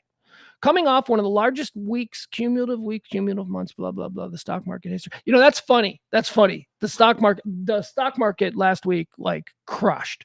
It's set above 40 on the reg now. So anyway, it was funny because all of the crazy far right people were predicting that the stock market would crash after Trump's convictions, and it didn't. It soared. It did the exact opposite. It went on a run. Okay, so stop acting like either Trump or Biden is going to be better for rich people. Okay, they're both going to be great for rich people. That's the problem. The world has never had so many rich people, and their investments in soaring stock markets have made them wealthier. Skipping. The number of high net worth individuals, that's HNWI, as defined as people with liquid assets of at least $1 million. Okay, are you liquid? If somebody took your kid and said, I need $1 million in an hour in a duffel bag, could you do that? If you could do that, that's who they're talking about. They're talking about high net worth individuals with at least $1 million in liquidity. The number of high net worth individuals defined as people with liquid assets of at least $1 million rose by 5.1% last year to 22.8 million. 22.8 million people now have that level of liquidity. Total wealth of this group reached 86.8 trillion. I can't even comprehend that. The number of high net worth individuals and their total wealth are the highest total since this study done by a group called Capgemini. They're a French economy group. Capgemini began their annual study in 1997. Okay, so there you go. So good times for rich people. More rich people were minted last year and in the last 3 years, it says here, than at any time in history. The rich people are having fun. Meanwhile, I'm still angry the Dollar Tree raised their prices by 25 cents. That's today in rich people. All right, how about this? Here's a fun story. So you know Elon Musk and his Starlink service? Wait, is it Starlink? Is that what it's called? X-Link? I don't know, whatever. He's created this service that will give people in very remote regions access to the internet. It's a wonderful thing. It's a benevolent offering, although I'm sure he's going to make a lot of money off of this. But one of the places that they gave Starlink systems to was a tribe of people who are completely removed from civilized society. Where is it here? It's a tribe in a remote Amazon region. Here it is. Find out what they're called so we can get this. Remote Amazon tribe finally connects to the internet. Okay. So imagine that. So you don't even know what a flashlight is, right? I mean, you're like, what? People show up with a cell phone and you think they're holding like, the Holy Grail. So you don't know any of this stuff. You have no context for it. And all of a sudden you're given the internet. You're able to see things that you've never seen before because you live in a remote Amazonian village. You live in a thatched hut. A reclusive tribe in the Amazon finally got hooked up to the internet thanks to Elon Musk. Brazil's 2,000-member Marubu tribe has been left bitterly divided. Okay, so this is the story that I want to get into. So they gave these people these links, and they also gave them a whole bunch of phones. So everybody's got phones. So everybody's got basically personal computers now, and they're all playing with them. They're all doing stuff. And guess what the big problem now with this Marubu tribe in the Amazon is? It's that everybody is hooked on porn.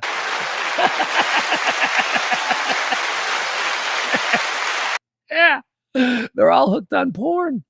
The tribe elders are like freaking out. They're like, we don't know what to do. Nobody wants to go to work anymore. This is a tribe where if you don't plant food to grow, you don't eat. If you don't hunt something, you don't eat. And everybody's staying home now looking at porn. Humanity. Thanks, Elon. Oh my God. I mean, think about what they're seeing. Think about what they are seeing in porn, because that's primal, sexual urges and all that kind of stuff. So they've probably never been very creative about it, other than real basic, like animalistic, primal kind of sex. But they're now they're looking at orgies. Now they're looking at positions.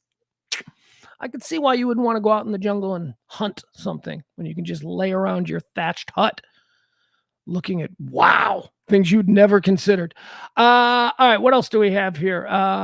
Okay, yeah. So let's do this story. This story's going around today, and it is absolutely disgusting. Oh boy, I need a drink for this one. We're going to talk a little bit about this one.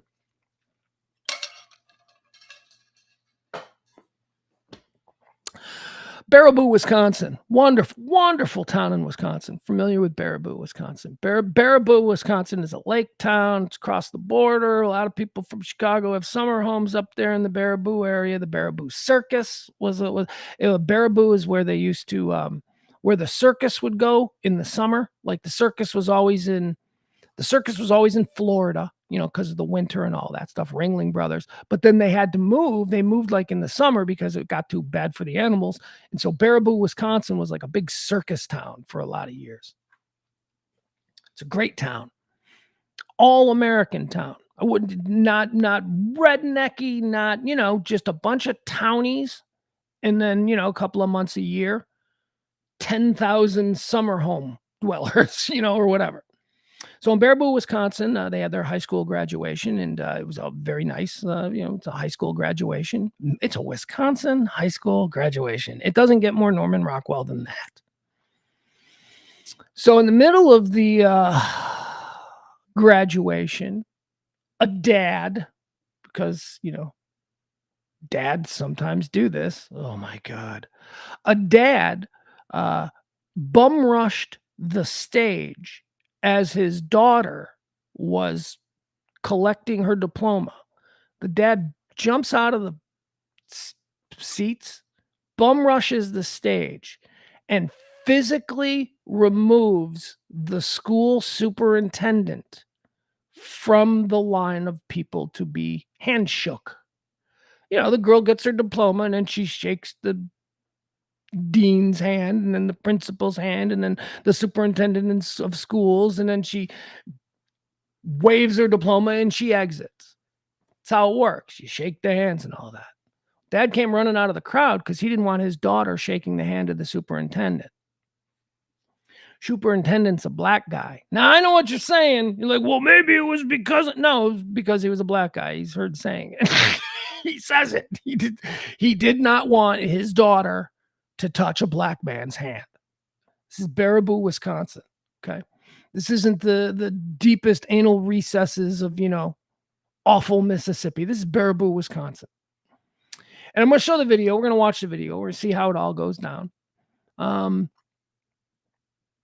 But I'm gonna play the video first and we'll watch it, and then we're gonna break it down. And what we're gonna focus on is the daughter, not this idiot dad, this drunk moron dad, who, by the way, shows up to his daughter's graduation wearing a polo shirt and a baseball cap. Is he fucking wearing jorts? Put on a fucking suit, dude. This is your daughter's graduation. The reason I want to focus on the daughter is because you see how happy she is. You see how, oh, this is so great. I can't believe it. It's my moment. I'm getting my diploma. And then you see her face. And then you see her whole life just get completely crushed by the bullshit antics of probably drunk racist dad who's going to fuck this up, not just for her, but for everybody else, but primarily for her. Think about her 5 minutes after what you're about to see happens. Where is she 5 minutes after this happens? She in a hallway crying. Her friends, her closest friends, who are now humiliated for her. Oh my God, your dad. Let's watch this. This is in Baraboo, Wisconsin. And look, get into a whole thing. This doesn't mean that America is everybody's a racist. That's not what it means. It means that this person is a piece of shit. Like I said, I know people. Baraboo, Wisconsin is not what I would consider a racist town. It's just not. It's Wisconsin. Anyway. We'll watch the video. Here we go. This is we'll call this guy Wisconsin Bad Dad. Okay. And then there's a story attached to it as well, and I'll get into the story. But again, we're going to watch this video a couple of times because I really want to focus on this little girl. All right. Here she comes. It picks it up with her.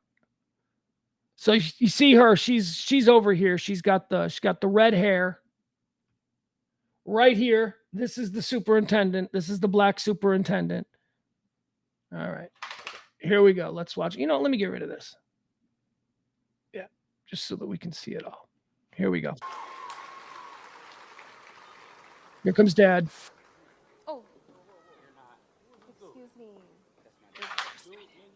Where's Brendan? Get away from me, bro. No, Hey, no. Hey, you need to get. Hey. You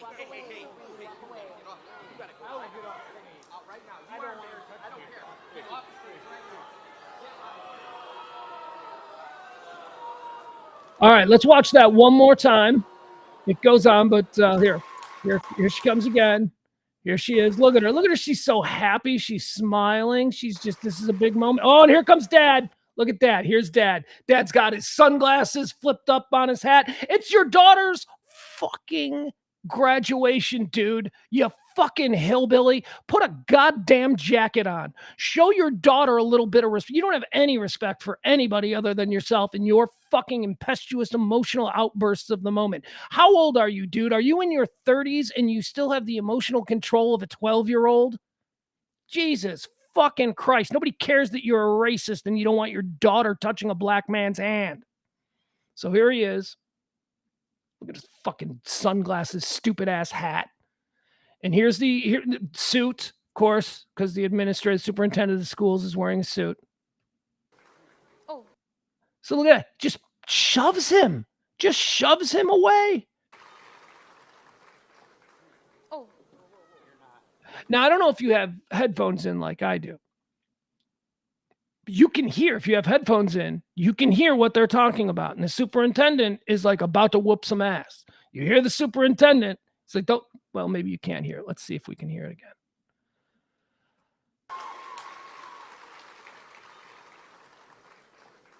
Oh. Excuse me. Where's Brandon? That's my daughter. You're not touching her. Where's Brandon? Man, you better get up off me, is what the superintendent said. Man, you better get up off me. Get away from me, bro. Get away from me, bro. Hey, no. Hey. That's my daughter. That's my daughter, he keeps saying. Like, all right, so now let's focus on the daughter. Let's watch the daughter. Let's just really key in on her. I hope you can see this. I hope you can. Okay, look at her. She's so happy.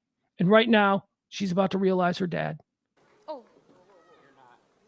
Oh, she still doesn't. Oh, now she, look at her right here. Look, right here. She sees her dad making a scene. She is broken in this moment. This is what dad did to her, humiliating her on stage in her big moment with his bullshit racism. Look at her. Let's focus on her. She's stunned. Now what's she doing? Now she's scanning the crowd. She's looking for mom. She's looking for somebody else who knows that, you know, this is dad and this is what he does. And can we control dad? Look at her, heartbroken, looking into the crowd. Where's Brandon? And now she just wants it to be over. Now she's just like, okay, I'm going to move. I'm just going to get off the stage. She just wants it to be over. Her moment has been ruined. She went from being super happy, smiling. Look at her right here. She went from this. Excuse me.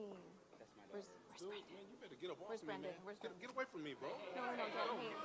Hey, no. Now in this moment, she's like, oh, Jesus. She hears the superintendent of schools say to her father, you better get up off me, bro. And she's like, oh, God, Dad. Look right here, this moment right here. This is it. This is the picture. This is the frame that I hope dad never, dad doesn't care. Dad doesn't care. The dad sees this moment. It doesn't resonate with him about the damage that he did to his daughter in one of her biggest life moments. That's not how it's going to resonate with dad. You know how it's going to resonate with that fucking idiot? It's going to resonate with, she'll get over it. Not a big deal. Toughen up. Life is hard. Taking zero responsibility for his actions, for his inability to control his emotions. This poor girl.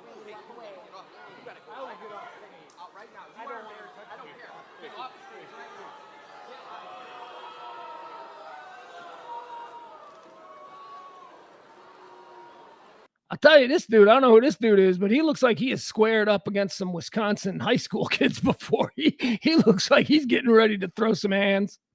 He's a big dude.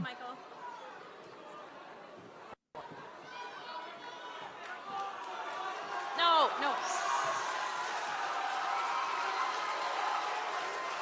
I gotta be honest with you. Superintendent looks like he could probably break that hillbilly in half. And I say hillbilly just derisively. It's Wisconsin.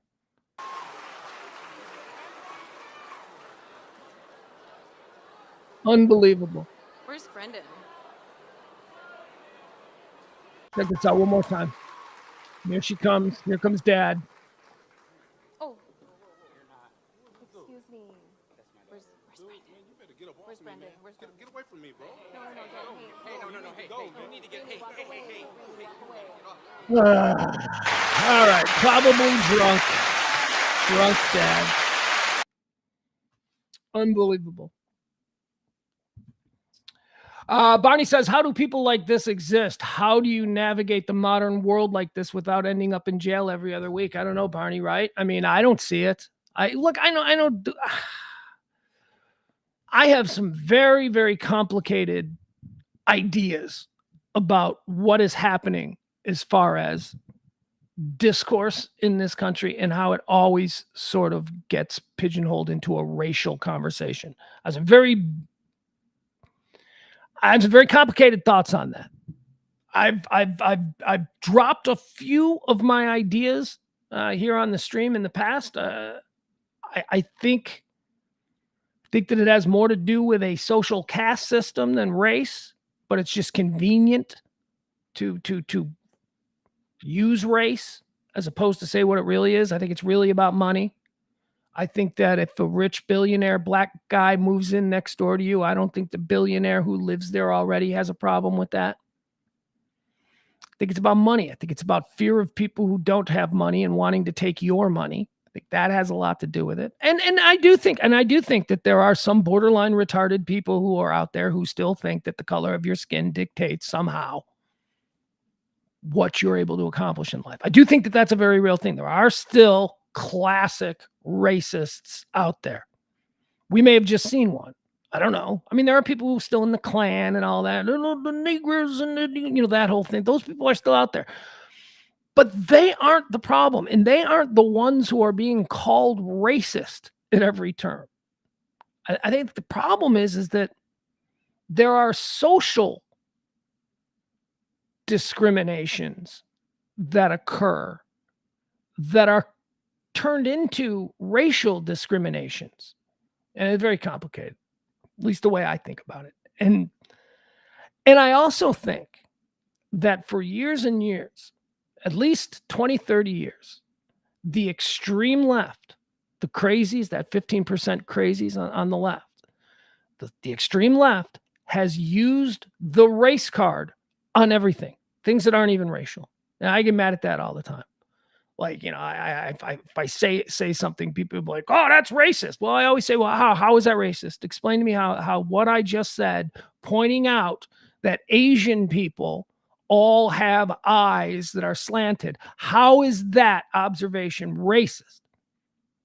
Everything has been racist the last 30 years. And there are a lot of people who are maybe inartful in their opinions and in their social ideologies.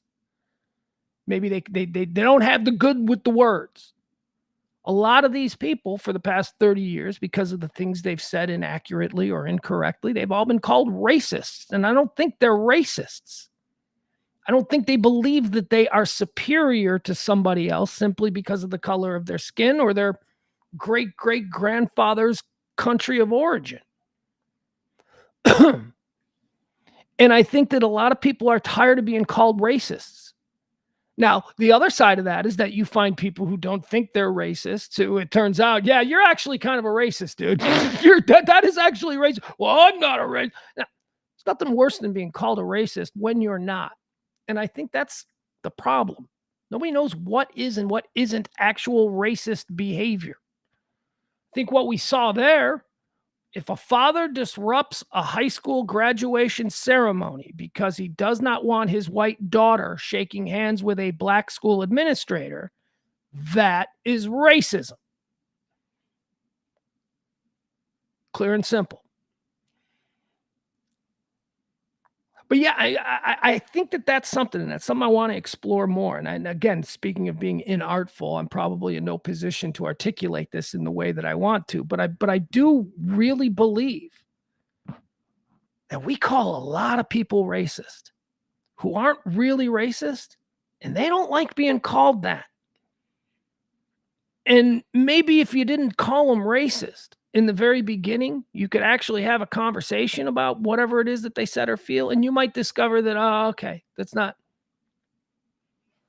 But that's the problem with the extreme left. For years and years, everything, you're a racist. Oh, easy racist. I mean, kids now do it as a joke.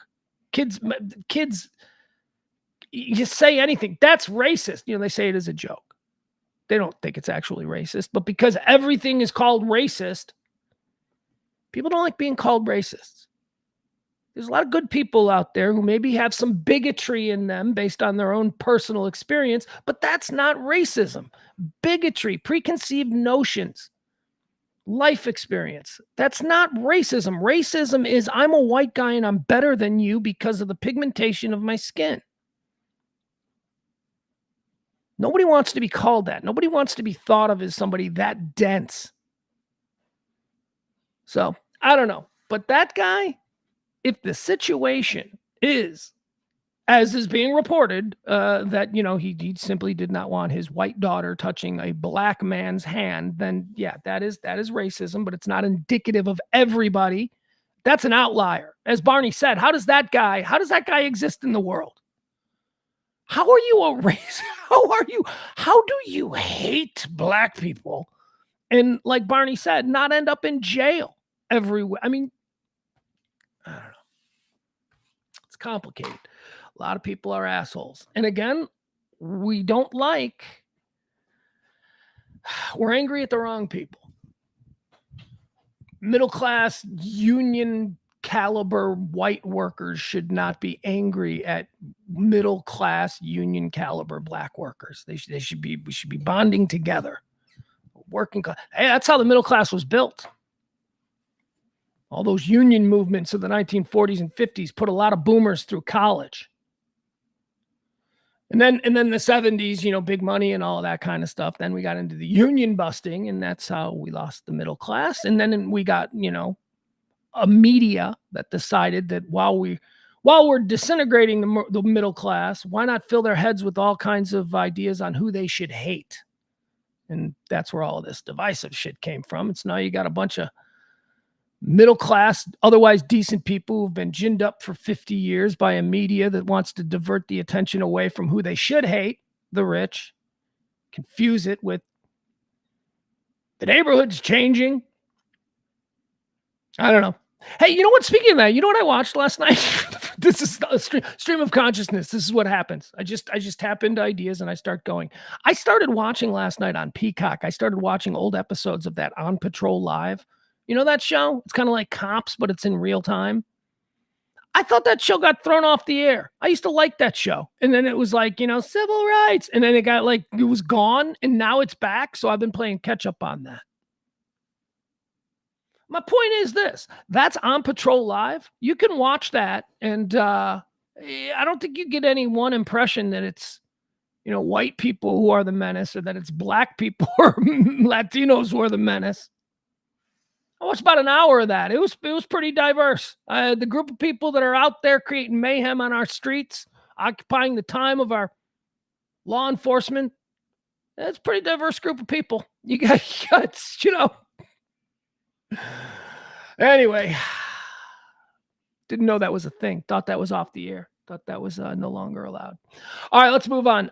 Wisconsin. So we talked about that. There we go. That's the bad dad video out of Wisconsin. What else do we have here? Come on, let's keep moving. More topics today. RNC and DNC conventions.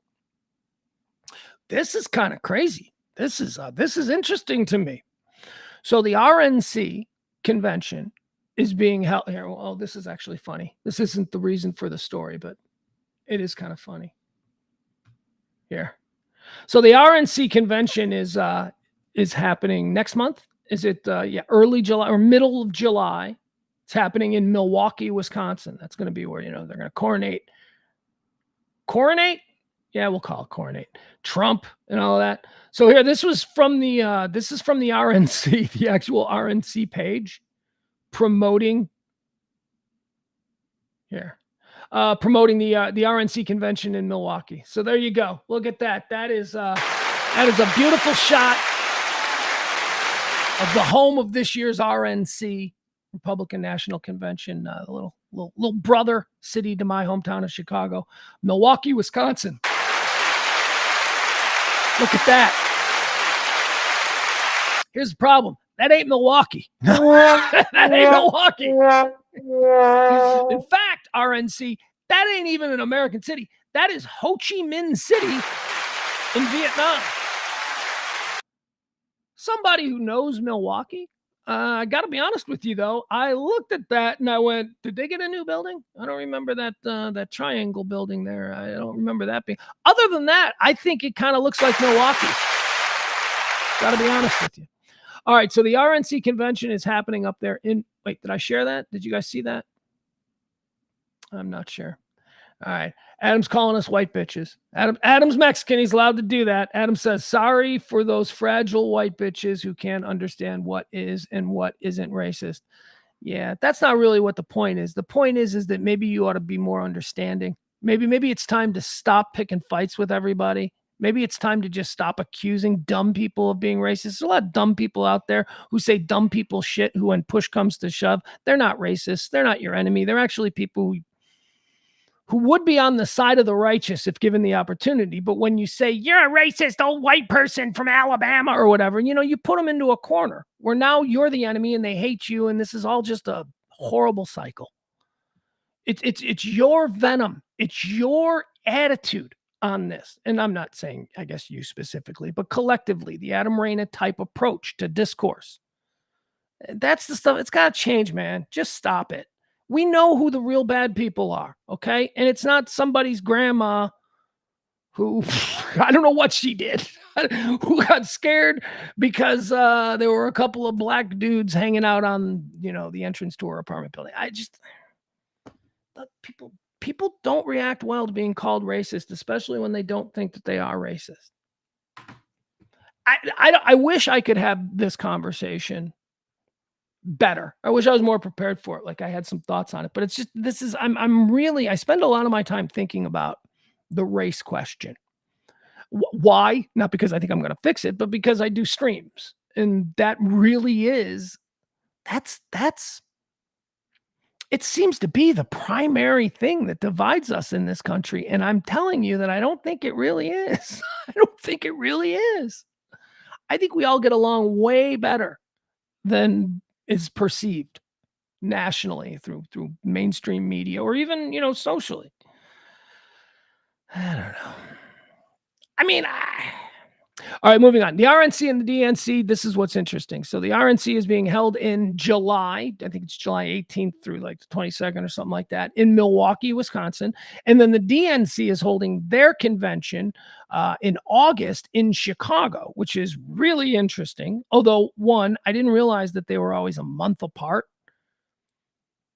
That seems like it gives the person who goes second an advantage, a momentum advantage. So I always thought that they ran like, concurrent weeks, like try to keep them in the same.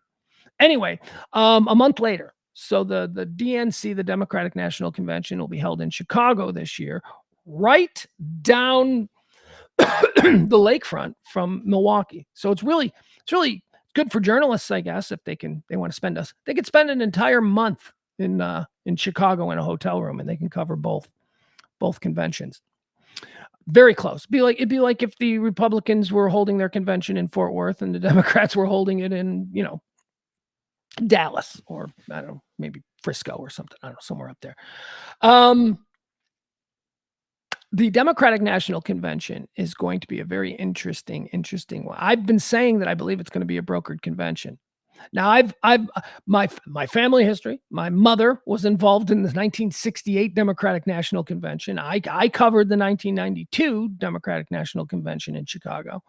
But this one seems like actually both of them. No, I don't think both of them. I don't think that there will be any problems at the Republican convention unless outsiders decide to make a big stink and then they trigger a bunch of Trump people and then we have that kind of stuff. The Democrats, it's going to be the one in Chicago, the one in April or August. That's going to be problematic, I believe. I've been saying that I think it's going to be a brokered convention, but that's just me wishful thinking. I want Biden out. Something's got to happen. It can't be these two. I can't walk into the polling station and glance down at my ballot and see these two names. I just can't. And I'm not going to write anything in. That's stupid.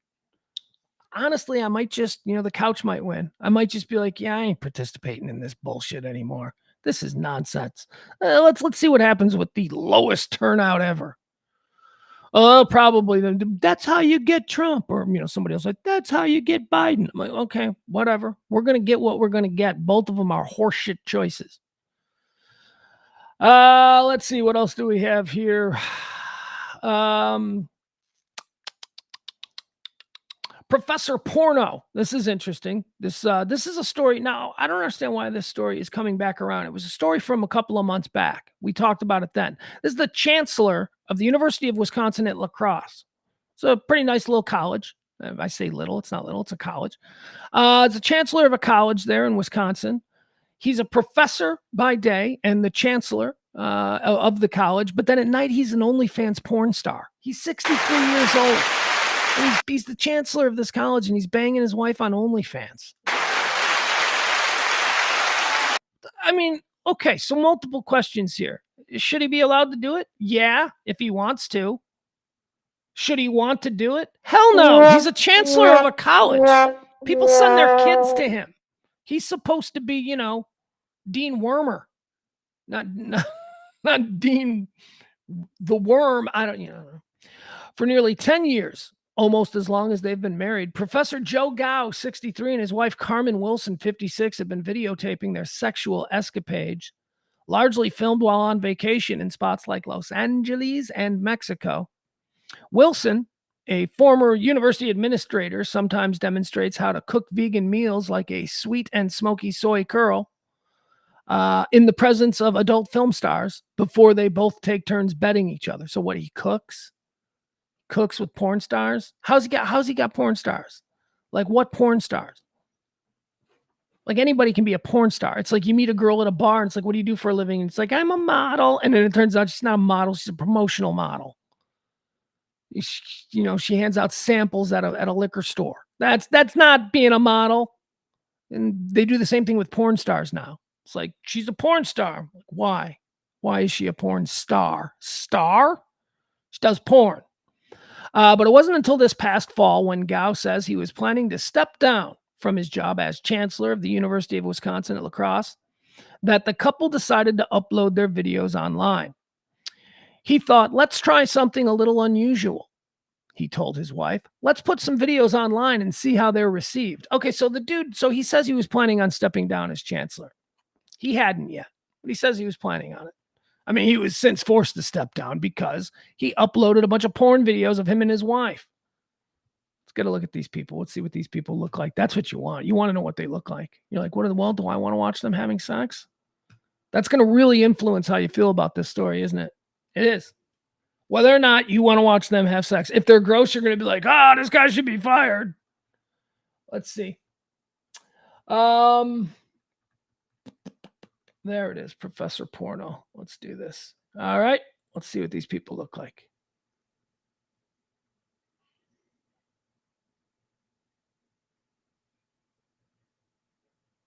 Okay.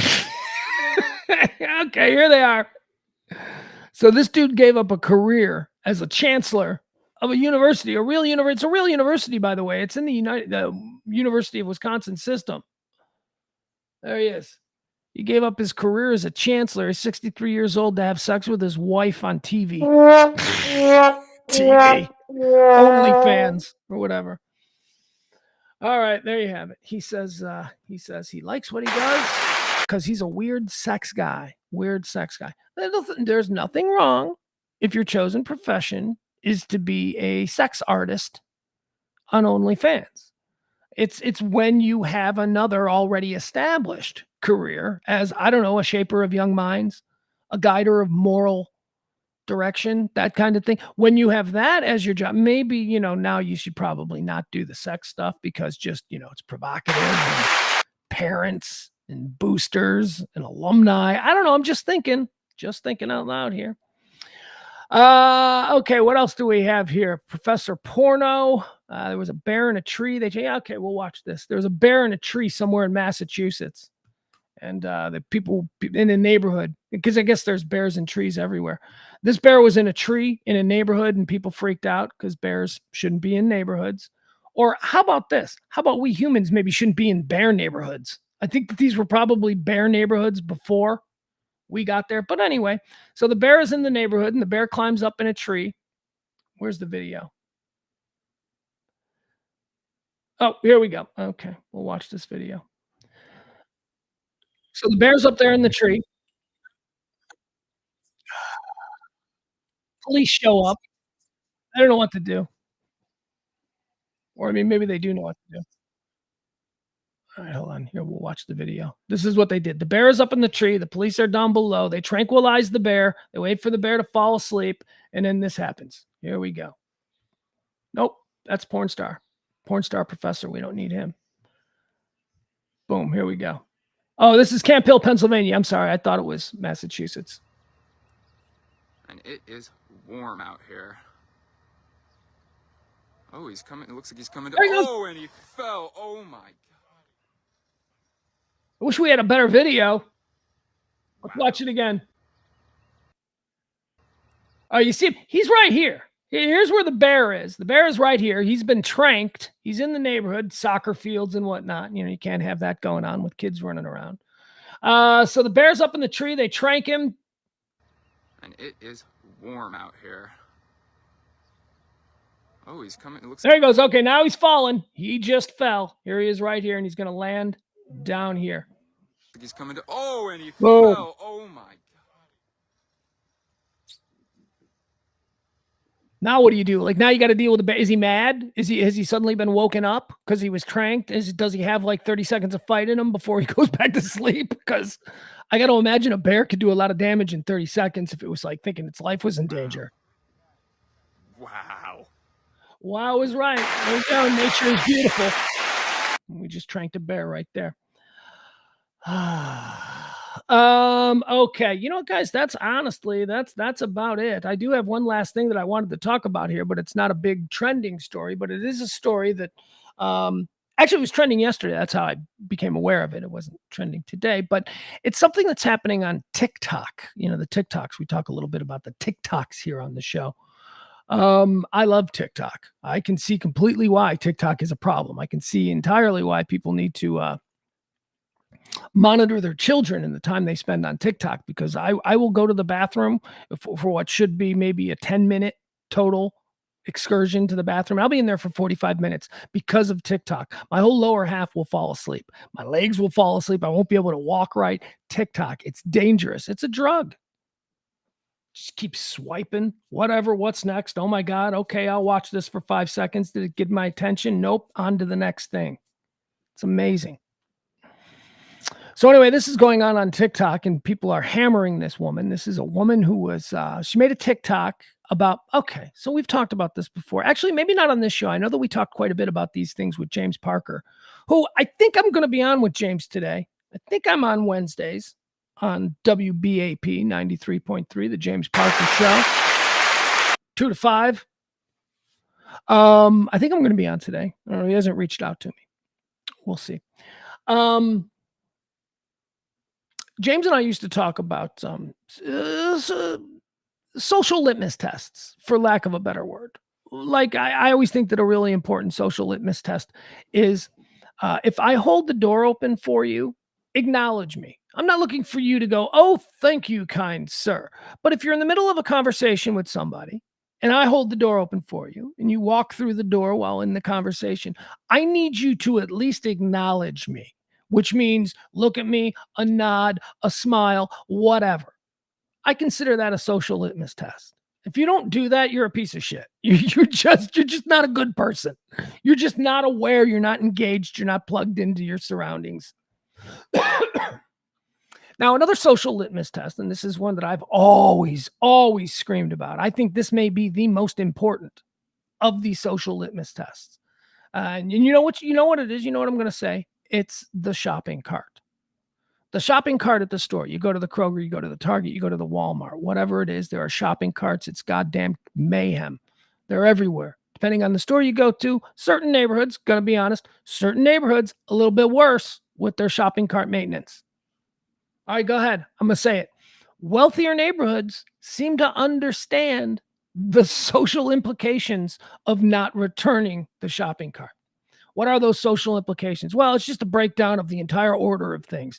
We need, on some level, we the people who I often say we can't be counted on for anything because humanity is immensely flawed, but we the people need to at least create some kind of a veneer of civilized society. And one of the ways that we do that is that we have this shopping cart rule. You return your cart. You get a shopping cart at the grocery store. You don't just leave it in the middle of the parking lot so that other guys have to navigate around it. It's very important. I mean, it's not very important, but it's very important. What I mean by that is probably not as important as like gun laws or that kind of thing, but it's important in that it's an indicator that maybe we can do other things. Because quite frankly, folks, we don't have flying cars. And I say this all the time. We don't have flying cars simply because we can't be trusted to maintain a flying car. We can't be trusted that we're not going to drive piece of shit flying cars and they're going to conk out at 10,000 feet and come crashing through the gymnasium of a middle school. We can't be trusted.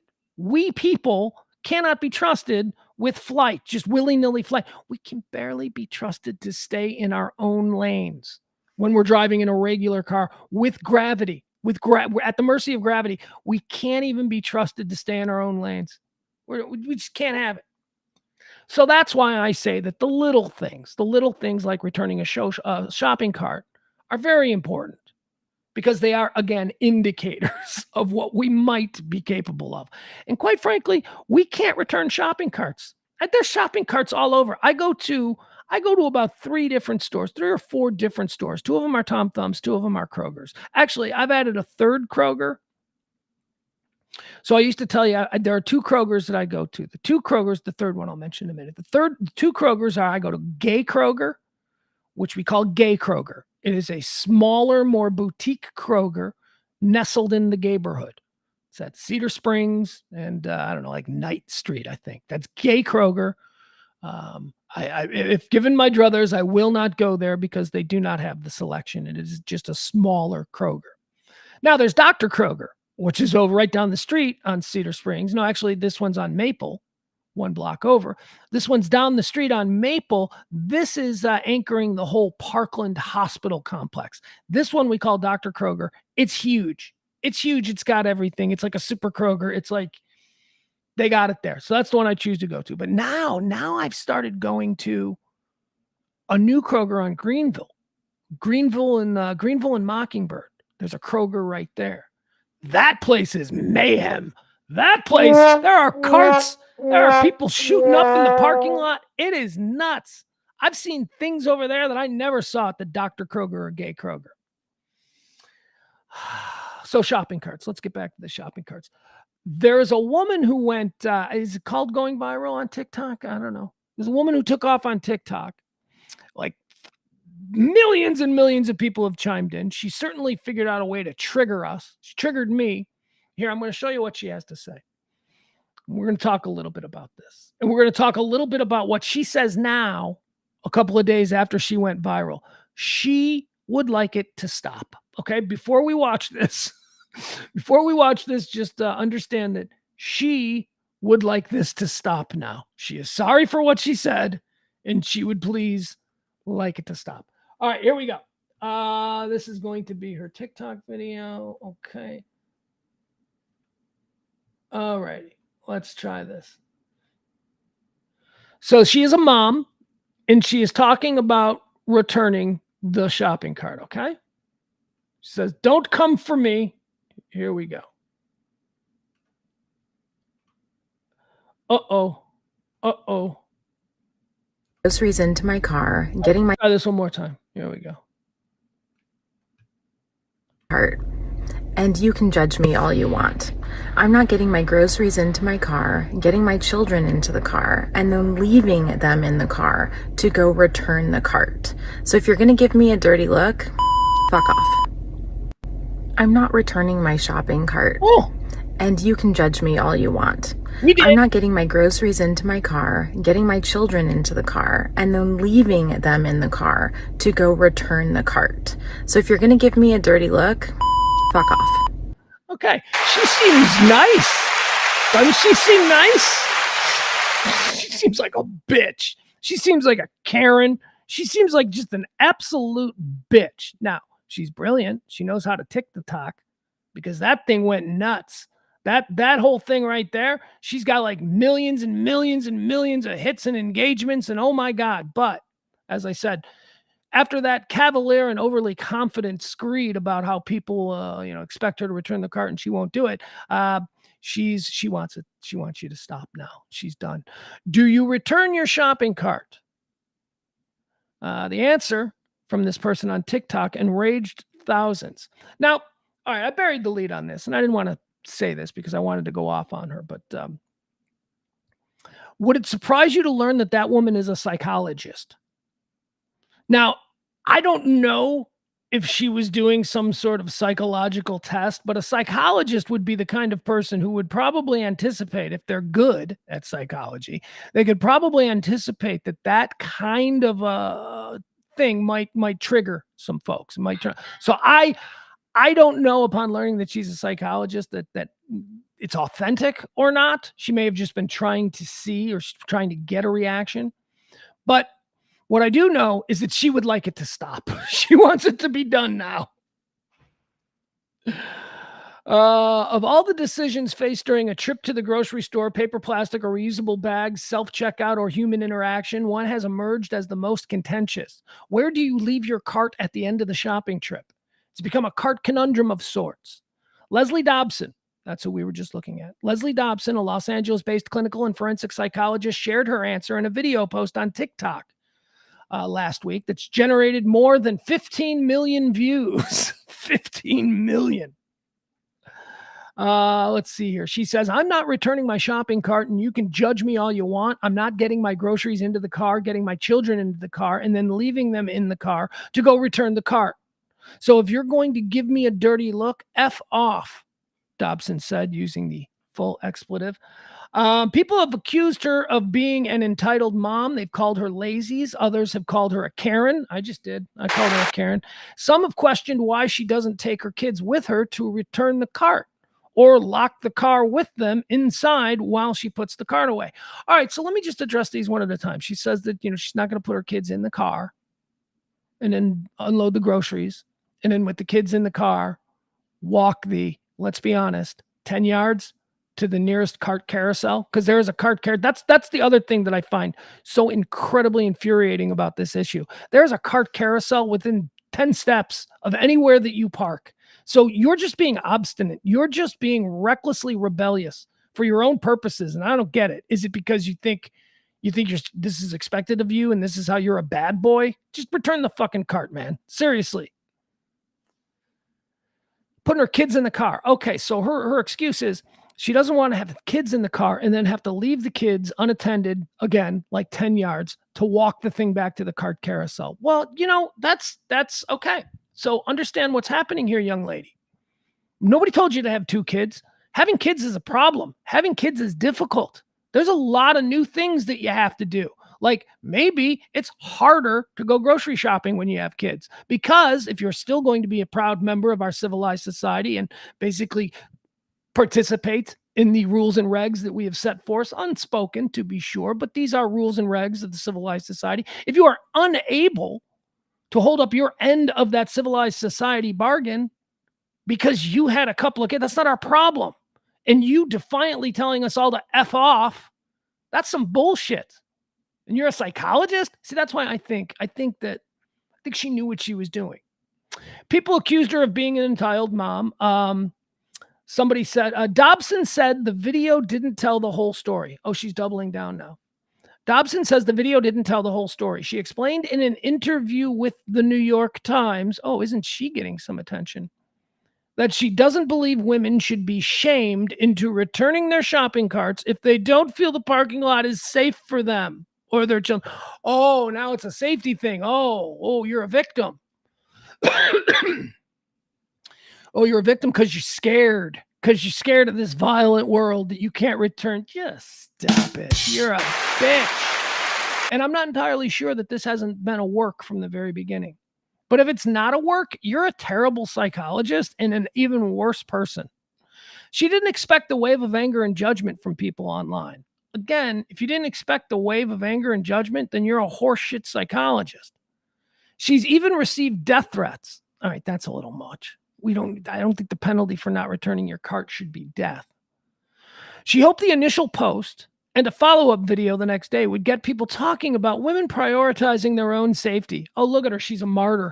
She's a martyr now. This is about women's safety. You didn't mention women's safety. You were being obstinate. You were being overly confident and brash. You told us all to fuck off. There was nothing in there about women's safety or any legitimate concern. In fact, you were being antagonistic with your fuck off. So shut your mouth.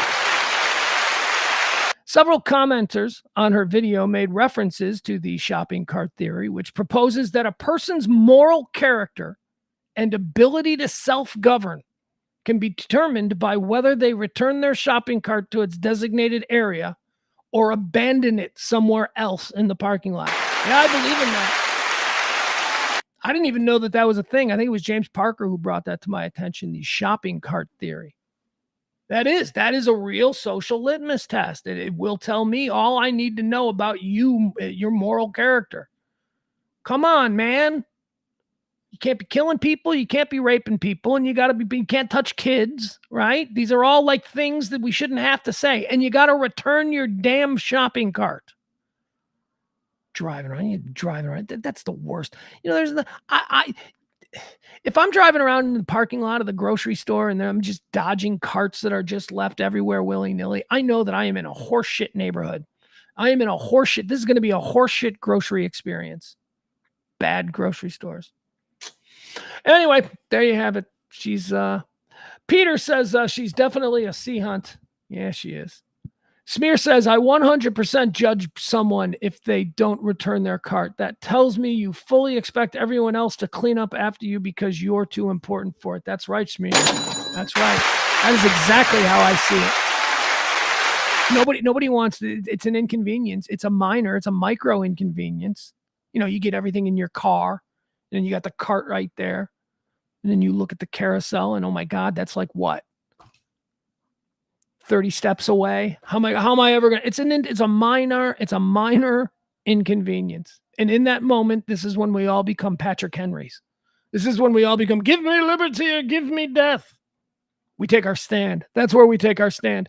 Walking the 30 yards to return the goddamn cart. That's where we make our stand. I'm an American, and this is, they pay people to do. Oh, shut up. Ugh.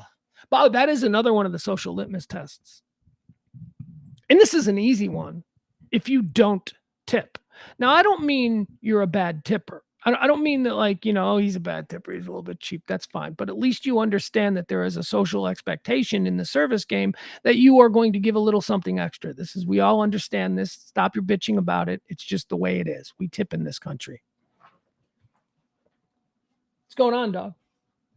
But if you're one of these people, and I know a person who doesn't tip, and it's embarrassing for his wife. It's embarrassing for his wife tips, and they get into fights over it and all this kind of stuff.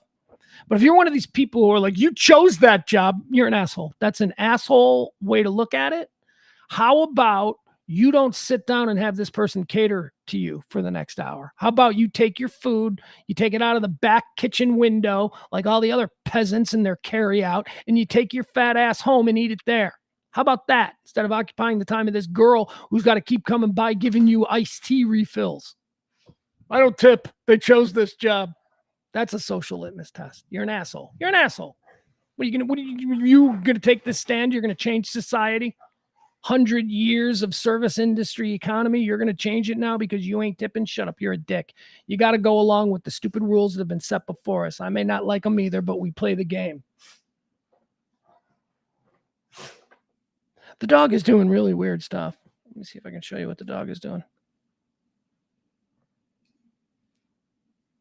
Right. Now she's not doing anything weird. Never mind. I can't do the camera without it breaking. All right, guys, that's going to do it. Thank you so much for joining us here. We'll be back tomorrow. Again, today's executive producer, I got to thank you. A new guy, not new in my life, but a new guy to the exec producer game, Jeremy. Thank you so much, Jeremy. I love it when we see new people tipping, especially during Pledge Week. We are in Pledge Week. This show runs by your gratuities.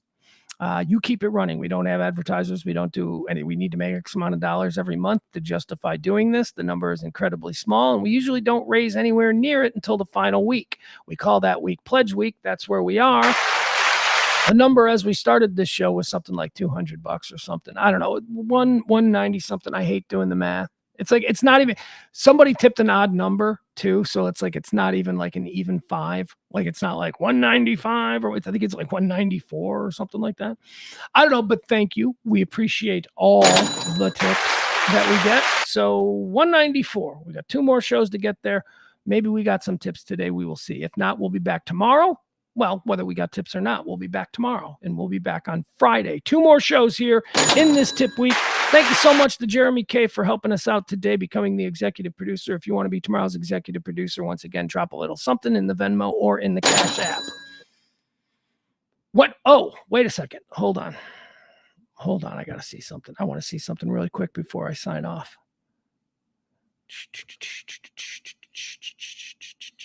Okay. God, it's tomorrow. I thought the Mavs game was tonight. I don't know why I thought it was tonight. God, it's tomorrow. Oh, my God. Later, Peter. Bye, Pete. Bye, Frank. Bye, Smee. Bye, Barney. I feel like I don't want to leave yet. I want to see, was there anything else new happening? Anything happened since we signed on? We used to do... Part of the reason why I want to extend this is because the dog is being bad. And the dog doesn't deserve to go out. Let's see here. What am I watching? Am I watching anything that I can tell you about that I'm enjoying? Nah, not really. I got nothing to watch. Is there anything good to watch? What could I be watching? Anything new? Is there something that I wanted to watch? I told you I watched that Bronx Zoo thing on Peacock, which was like a 3-part documentary about the 1990 New York Yankees. And the reason that they focused on the 1990 New York Yankees is because they were legendarily bad and sort of an outlier in the history of the New York Yankees. And it was just nonstop scandal after scandal after scandal with that team. Everybody was on drugs. Everybody was hanging out with gangsters. It was crazy. It's pretty good. I enjoyed that. It's called Bronx Zoo. Oh, okay. There you go. Guess what? Let's talk about this. April mentions the new LA Clippers series, Clipped, which is, I really enjoyed the LA Lakers series, Winning Time, which was on HBO. Clipped is the FX story. It's on FX. It's the story of the LA Clippers and the Donald Sterling situation. Ed O'Neill plays Donald Sterling. Donald Sterling was the owner who turns out, racist. Had some old rich white man, racist kind of points of view. And he got in trouble for that. So that's what that's about. I am not watching Clipped. I will watch Clipped. I will watch Clipped when there's a whole bunch of episodes. I won't do that game. I won't be a slave to episodic television ever again. I grew up a slave to episodic television. I would wait all week for my favorite show. I would get 1 hour of my favorite show, and then I would have to wait another week for another hour. I hated it. It was terrible. It was medieval. Now we live in a world where, I can let, a bunch of episodes build up. And if I decide that I want to watch 2-3 episodes in a row, then I can. So I will be watching Clipped. I'm very excited about it. Adam says Hacks. House of Dragon comes back. Yeah, House of Dragon. I may have to jump into House of Dragon again. I might have to rewatch. I had a false start on House of Dragon. I was, of course, being a Game of Thrones freak. I was very excited about House of Dragon, but I remember the first couple of episodes I didn't like. Thought it was very, it didn't feel like it had the same magic as the original. But then I went back. I went back and I watched it again from the beginning, and I watched the whole series, and I thought it was pretty good. So I am excited about House of Dragon coming back. So maybe I need to rewatch season 1 of House of Dragon. Hacks I like, but I'm like 2 seasons behind on Hacks now. And that's not, I can't rattle off like 3 episodes of Hacks in a row. That's just like, 1 episode. Very funny, great writing. Moonlighting. Frank wants me to watch Moonlighting. I wonder how that would hold up. Moonlighting was great, man. I loved Moonlighting. I've been trying to force my 15-year-old son, to start watching Friday Night Lights. He doesn't want to watch that. So it's always like whenever I hear him coming up the steps, like I'll put Friday Night Lights on. So it just happens to be on when he's in here. Yeah. Let's see here. What else do we have? Jeff Beller's watching cooking shows. He's waiting on the new season of The Boys. Yeah. Okay. So that's important. So the new season of The Boys is coming. That's going to be very exciting. Are they going to release the entire season? Or is Amazon now going to do this episodic bullshit where it's like, we'll give you the first 3, which is good because I'll watch the first 3. But they're like, we'll give you the first 3, but then every Friday it's going to post a new. I don't want that. I want to be able to rip through the whole new season of The Boys if I want to. Boys is excellent. April says, if you want something silly and mindless, Shane Gillis's Tires on Netflix was fun and quick 6 episodes. Yeah, my kid and I, we love Shane Gillis. So we were on that from the very beginning. I think we watched 3 episodes of it. We didn't crush the rest of the series. We still got some.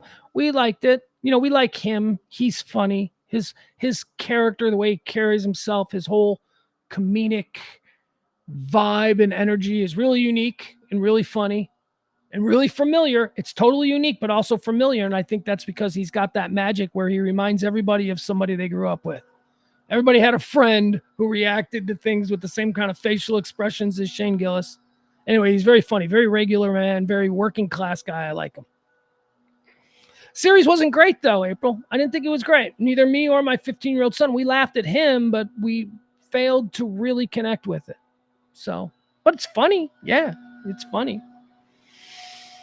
So what I did do yesterday was, and I told you about this Bronx Zoo documentary on Peacock, which concerns the 1990 New York Yankees. And I told you about how I learned some stuff about Major League Baseball player and former friend of the Pugs and Kelly show, Mel Hall, that I guess I didn't know when I was, just socializing with Mel Hall in the early 2000s.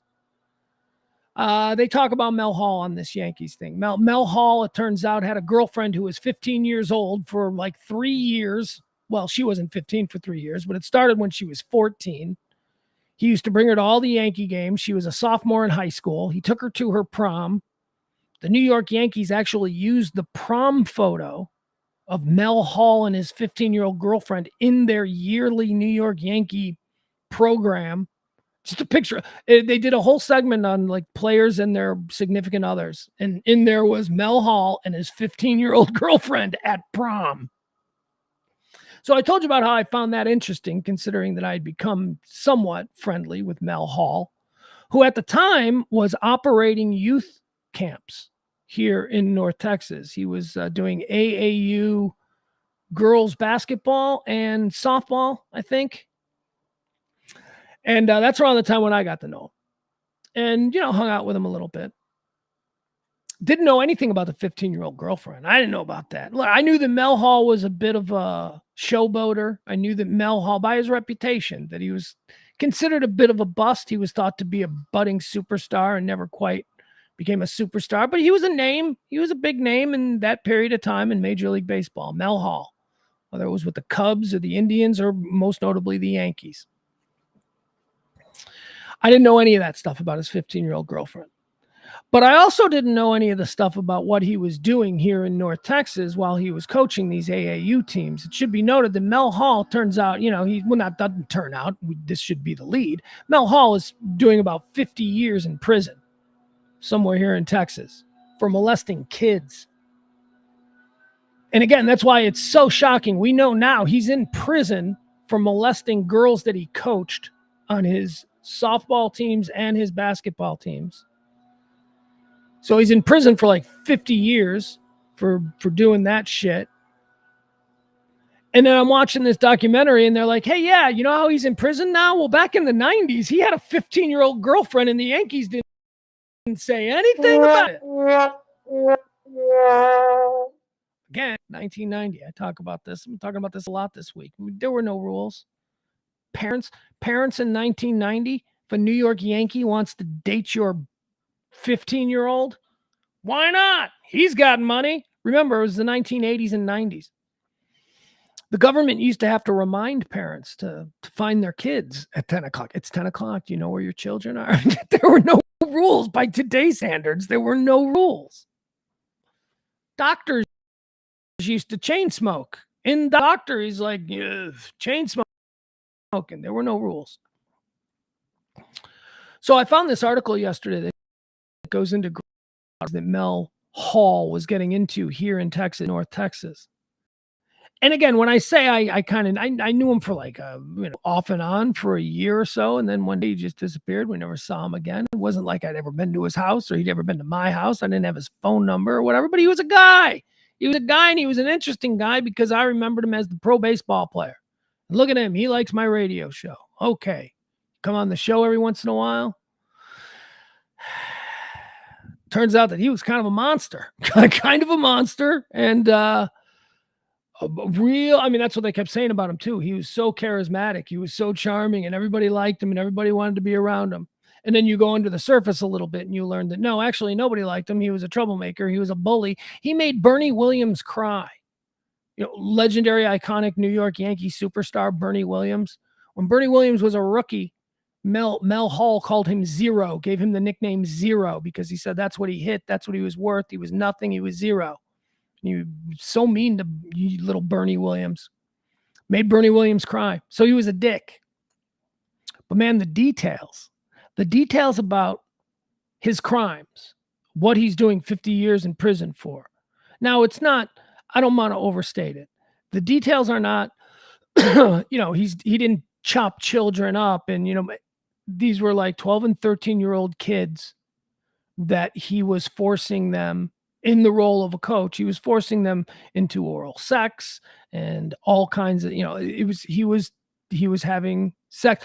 Intercourse, I'm not sure about because there was a whole bunch. There was some like the girls wouldn't admit to intercourse, but definitely other things, bad things that he deserves to be doing 50 years. I want to make sure that's clear.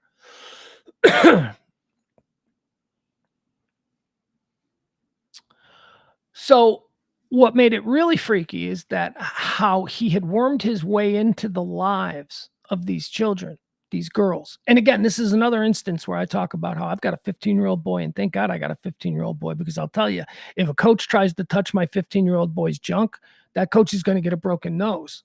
my kid isn't, I'm not worried about anybody trying to molest my 6 foot tall, 230 pound offensive 15-year-old lineman, right? I'm not worried about that. But if I had a daughter, I would be. If I had a daughter who had any kind of skill, any kind of sport, the amount of trust that you have to hand these people over.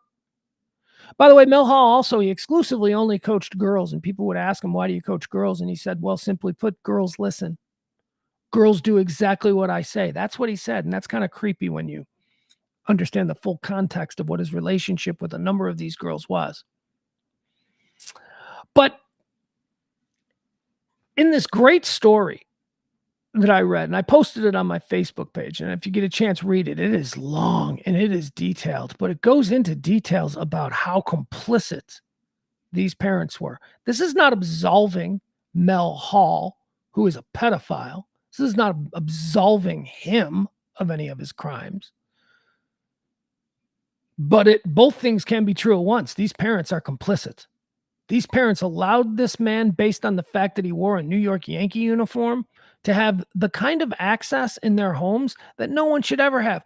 We talked about this yesterday when I was telling the story about how Mel Hall started dating the 15-year-old when he was playing for the New York Yankees, and he would bring her to the games, and he started hanging out with the 15-year-old's parents. He engaged in this thing. It's parental grooming, they call it, where these pedophiles, they got to get the parents to trust them first. So the first thing is become friends with the parents. That's what Mel Hall did in New York.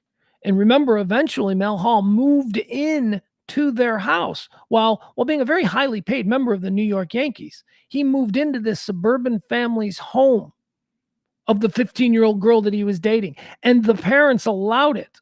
And the parents allowed Mel Hall to not only move into the home, but they allowed him to move into the master bedroom. The parents moved out of the master bedroom and allowed Mel Hall, a New York Yankee, and their 15-year-old daughter to stay there and sleep there.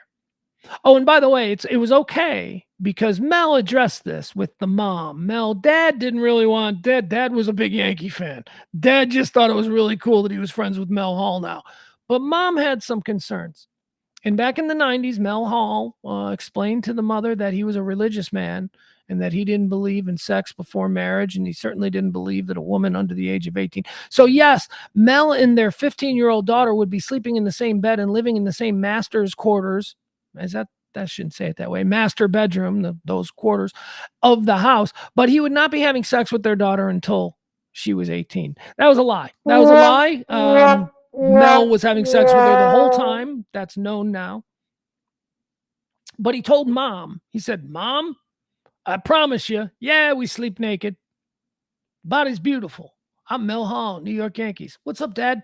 I'm not gonna have sex with her. I promise you. Wink, wink. So he did that back in the 1990s. Back in the 1990s. After a Yankee game at Yankee Stadium, he'd get in the car and he'd drive to some suburban house and he'd live with his 15-year-old girlfriend and her parents. Man, that is weird. And I mentioned that, and I went into such detail there telling that story because now we fast forward to the early 2000s where Mel Hall is here in North Texas. He's coaching AAU girls softball and basketball, hanging out with Pugs and Kelly at Bell Bottoms. You know, life is good for him. In all of these cases and all of the things that he's been convicted of, the repeated serial sexual assault of these girls that were playing on teams that were underneath him, he did the exact same thing, you guys. He ended up living in the homes of all of these. Now, in this case, these were 12 and 13-year-old girls. But the parents allowed him to move into their home. And he was, by the way, a lot of these students, he's Mel Hall, New York Yankee. So as far as the private coaching game goes, that means that he can charge a lot more. So a lot of these parents had money. So he's living in South Lake mansions, private coaching. He did the exact same thing. And there's the parents, I'm sorry, I just don't get it. And again, I'm glad I have boys. I don't have to worry, I don't have to worry about this. If I had daughters, oh my God, I would be a wreck.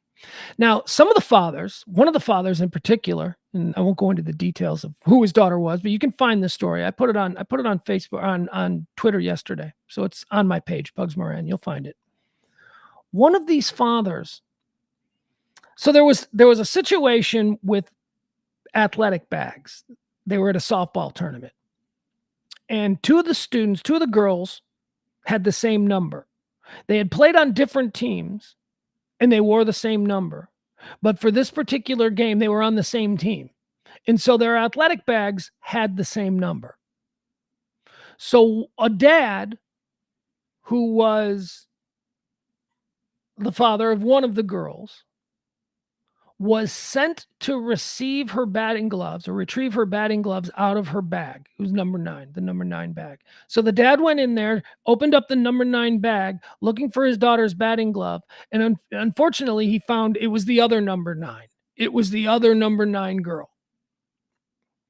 That number 9 girl was having a sexual relationship with Mel Hall. When the dad went into the wrong number 9 bag, he pulled out a note from Coach Mel that talked about how much he loved her and, explicit things, just all kinds of sexy shit. And so the dad, here's what that dad did. That dad took the note and then went to the father of the girl whose bag the note was in, the girl who was apparently having this sexual relationship with Mel Hall. This dad went to that dad. Hey, I found this in your daughter's bag. Is your daughter having an affair with Mel Hall? And you know what that father did? Nothing. That father said, yeah, we've been thinking about that. Just put it back. We're not going to say anything. What? I mean, your 14-year-old daughter is sleeping with... I don't know. In all of these cases, man, these are not in all of them, because the father who went into the wrong bag, he was one of the people responsible for this case coming to trial. I mean, he would not stand for it, and good for him. And there needs to be more people involved in youth sports who are far more diligent about this stuff, like him, apparently, because Mel Hall did this for 10 years. He was just molesting these girls in Louisville, Rockwall, South Lake, all of that area. for years, man. And the parents were just like, yeah, but we're hanging out with New York Yankee. Now you can't even say New York Yankee legend. Can't even call him a superstar because he was kind of a bust. He was a big name because he was flamboyant and he was, a troublemaker. And you know who he might be most well remembered for? Mel Hall. Mel Hall was Deion Sanders' best friend when Deion Sanders was with the New York Yankees. Nobody else on the New York Yankees wanted anything to do with Deion Sanders because they thought that he was a part-time player and he didn't respect the game. And certainly Don Mattingly, Donnie Baseball, wanted nothing to do with him. Dave Winfield was gone by this point and probably would have felt threatened by him anyway. But Deion Sanders was embraced by one guy, Mel Hall. And when Deion Sanders took New York City for those few months that summer, because I don't think he played in New York for very long, it was always Mel Hall who was out there with him. Anyway, thought that was interesting. The story, the creepy ass weird story of Mel Hall. It's a good documentary. By the way, the documentary isn't about Mel Hall. Mel Hall is just a part of the documentary, but it's called Bronx Zoo. It's just there's any number of documentaries about the New York Yankees and you can yawn them all away. Another great one about Gehrig and Mantle. And no. This is a different kind of New York Yankee. If you're a Yankee hater, you'll appreciate this. Just about. So that's what I finished watching yesterday. Frank says they let him do it because he's famous. Yeah. Basically, there are a lot of dads who had daughters. Maybe they don't have boys, but they got daughters, and they want them to get Division I college softball scholarships. And these dads are of an age where they remember Mel Hall from the 80s and the 90s. He was a big baseball player. He was a famous guy. And oh my God, look at him. He's at my daughter's game. If I could get him to coach my daughter. And then Mel, he's a charming guy. All of a sudden he's borrowing $20 here. Hey, Mel, we'd love to take you to dinner, the whole family. And he's like, I'll go to dinner with you. You know who Mel Hall, the portrayal of Mel Hall as he came across in this documentary and in this big article that I shared on Twitter yesterday, it's very similar to the portrayal of Carl Weathers on Arrested Development. If you remember the TV show Arrested Development, Carl Weathers, who played Apollo Creed in the Rocky movies and Action Jackson and all that, Carl Weathers in the TV show Arrested Development played Carl Weathers. And he was just really cheap and he was always scamming and he was always lying, but he was charming and people allowed him in their orbit because he was Carl Weathers. Yeah, Frank's right. Same kind of thing with Mel Hall. People are weird when it comes to somebody of, I'm going to say, you don't even have to be a celebrity, just of notoriety. People get weird. All right, that's going to do it for today's show. We're going to end it on that dark, spooky Mel Hall note. Go find my Twitter page. If you have to have a bowel movement, it's a good read. It's a really good read, and it's fascinating. And if you don't come away being angry at the parents, you're disgusted with Mel Hall. I mean, he's obviously a pedophile who was allowed to be a pedophile for years and years. And you have one explicit case in the story where a parent actually knew about it and was like, yeah, whatever, though. He's Mel Hall. Ooh. All right, guys, we appreciate it. Thank you, Frank. Thank you, Shmi. Thank you to everybody. I'm just going to say hi to everybody in the chat room that I see as I head out of here. This Jen Hernandez. I didn't say thank you to Jen Hernandez. There she is. She was here earlier.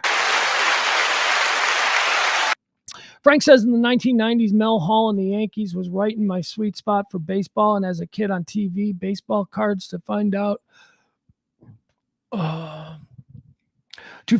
as I got old that pro athletes were dirtbags has been amazing.